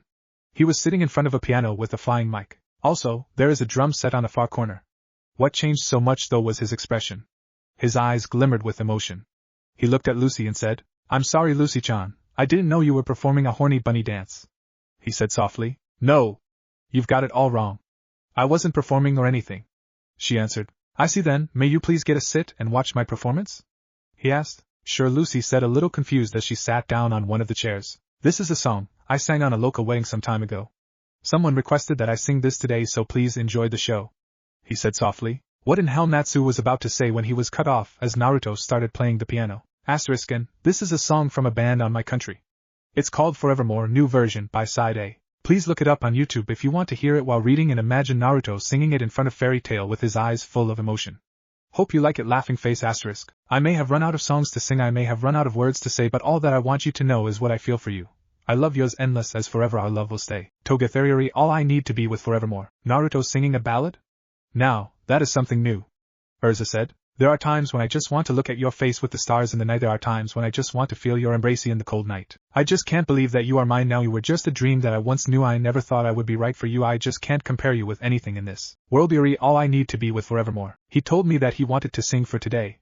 At first I didn't want to let him, but seeing at it now, I think I made the right choice. Mira Jane spoke as she sat down next to Urza. Are you sure he didn't threaten you or gave you a deal? asked. No, why'd you think that? Mira asked a little flushed. All those years, I've longed to hold you in my arms. I've been dreaming of you every night. I've been watching all the stars that fall down wishing you would be mine. I just can't believe that you are mine now. You were just a dream that I once knew. I never thought I would be right for you. I just can't compare you with anything in this world. You're all I need to be with forevermore. What the hell? Not only his music and lyrics are good, but his voice is great as well. Gray commented while shaking a little. Do you best, Naruto and I? Juvia cheered. Time and again there are these changes that we cannot end as sure as time keeps going on, and Omni love for you will be forevermore. Wishing you would be mine. I just can't believe that you are mine now. I can't believe it. He really could sing something like that. Natsu said, gaping like a fish. I happy answered. Who would have thought? Lucy said, a little flush at how Naruto looked right now. I must admit, he is kinda hot with that suit and those mesmerizing eyes. If I hadn't known him earlier I would have thought he was a guy next door, Kana admitted as some of the girls were also blushing in agreement. You were just a dream that I once knew. I never thought I would be right for you. I just can't compare you with anything in this world. As endless as forever our love will stay. Togatheriori, all I need to be with forevermore. As endless as forever our love will stay together. You're all I need to be with forevermore. By the end of the song, many of the girls had hearts in their eyes and the others felt good inside. For a moment, they forgot their past encounter with Naruto. Naruto smirked and stood up. He bowed and then pointed at Natsu. How's that for a person who couldn't sing, let alone a ballad, because he can't show emotions? He taunted. Bah, don't be cocky. I can also sing, Natsu said as he marched towards the stage. Naruto goes down and sat on chair, not paying attention to the new bunch of fangirls he got. Natsu stood in front of everybody with a guitar. He then looked at Lucy. Come on, Lucy, help me out here. I sing while you dance. What? Like hell I would. Lucy was cut off when she heard Urza said. I think that would be great. Go, Lucy. Lucy complied as she got on the stage, crying comically from the predicament she is in. Natsu started to strum the guitar and sang. Shubaduba do do do shalela. He started as Lucy danced while crying. What the fuck is a shubaduba? Someone said. Someone stop this guy's madness. Another said. Various things were started to be thrown towards Natsu as they tried to stop his singing. Cool. This is what I call a song. The song earlier was good, but this just cool. The absurdity of the song is resounding. It's the hit song of the year. The reporter shouted. What the fuck? You must be insane to like that song, Gray said as he threw a whole table towards Natsu. Natsu punched the table with flaming fists and said, Okay, who dare interrupt my singing? Natsu said as he charged towards them. Naruto looked around as chaos ensued. He saw Lucy still crying comically from being so ashamed on the stage. He also saw Master Makarov crying, though he didn't know why. Crazy idiots, he said. Maybe, but that's what makes it fairy tale. Mira said beside him. Oh, so you made it after all. You should sing a lot more, she commented. Nope, he said as he walked out of the guild before any fangirls start to pull over him, or he got sucked into any fight. The next day, the magazine was published, and well as what they had expected, their reputation has gone down again. Naruto is walking towards the exit of Magnolia for a mission, but he was stopped on his tracks as he saw a team of mages on his path. Ho, I don't know what kind of twisted destiny it is that we always cross paths, but I sure don't think that this is time. It is just by accident. So tell me, why are you waiting for me in here? Better make it fast because I have a job to do, he said. Job? This coming from the guy who destroyed our guild? Jet said. You can go to any other guilds to get your jobs. Have you no shame? I know what the master said, but that doesn't mean that all of us agree with it. Even what the master say, we just can't let what you did pass. Droy said. I see, so you still hold grudge against me. So, you came here to get your revenge? Thinking you will be satisfied when you are able to hurt me. Revenge is very dangerous, you know, it destroys a person. Naruto said. Jet, Droy, don't. I'm over that, really. Levi said from behind a tree. Naruto saw Levi and he instantly remembered that night when he attacked them. He cringed inside at the memory. This is our limit, Jet said. You're ruining the guild's reputation. Droy continued. You won't act casual for so long, Jet said as he charged forward with his godlike magic. He punched Naruto and then kicked him in the gut. Droy on the other hand scattered some seeds on the ground and it grew into vines with fists. It attacks Naruto at various angles and sides. Nothing is blocking the strikes this time. I can feel the strikes full force. Just as I thought, I didn't completely lost control of my magic, Naruto thought as he let the strikes hit him freely. At the distance Levi could only look on as Naruto was barraged with strikes. Hey, what are you up to?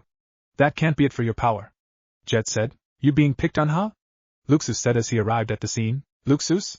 Droy said. Oh great, Captain, I don't care what happens to my guild arrived. Naruto thought. So this guy is the punk that turned my guild into a mess. And that old fart, he let you join us for some reason?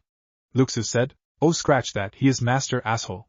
Naruto thought as he looked unwavering at Luxus. It's because of this that we're looked down upon.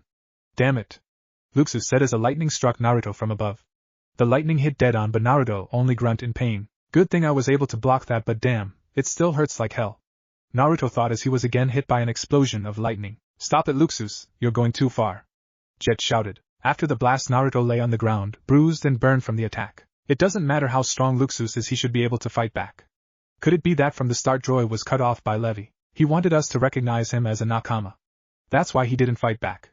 She said, trembling. It's all your fault we're being made fun of. Why don't you just die? I'll kill anyone who goes against Fairy Tail.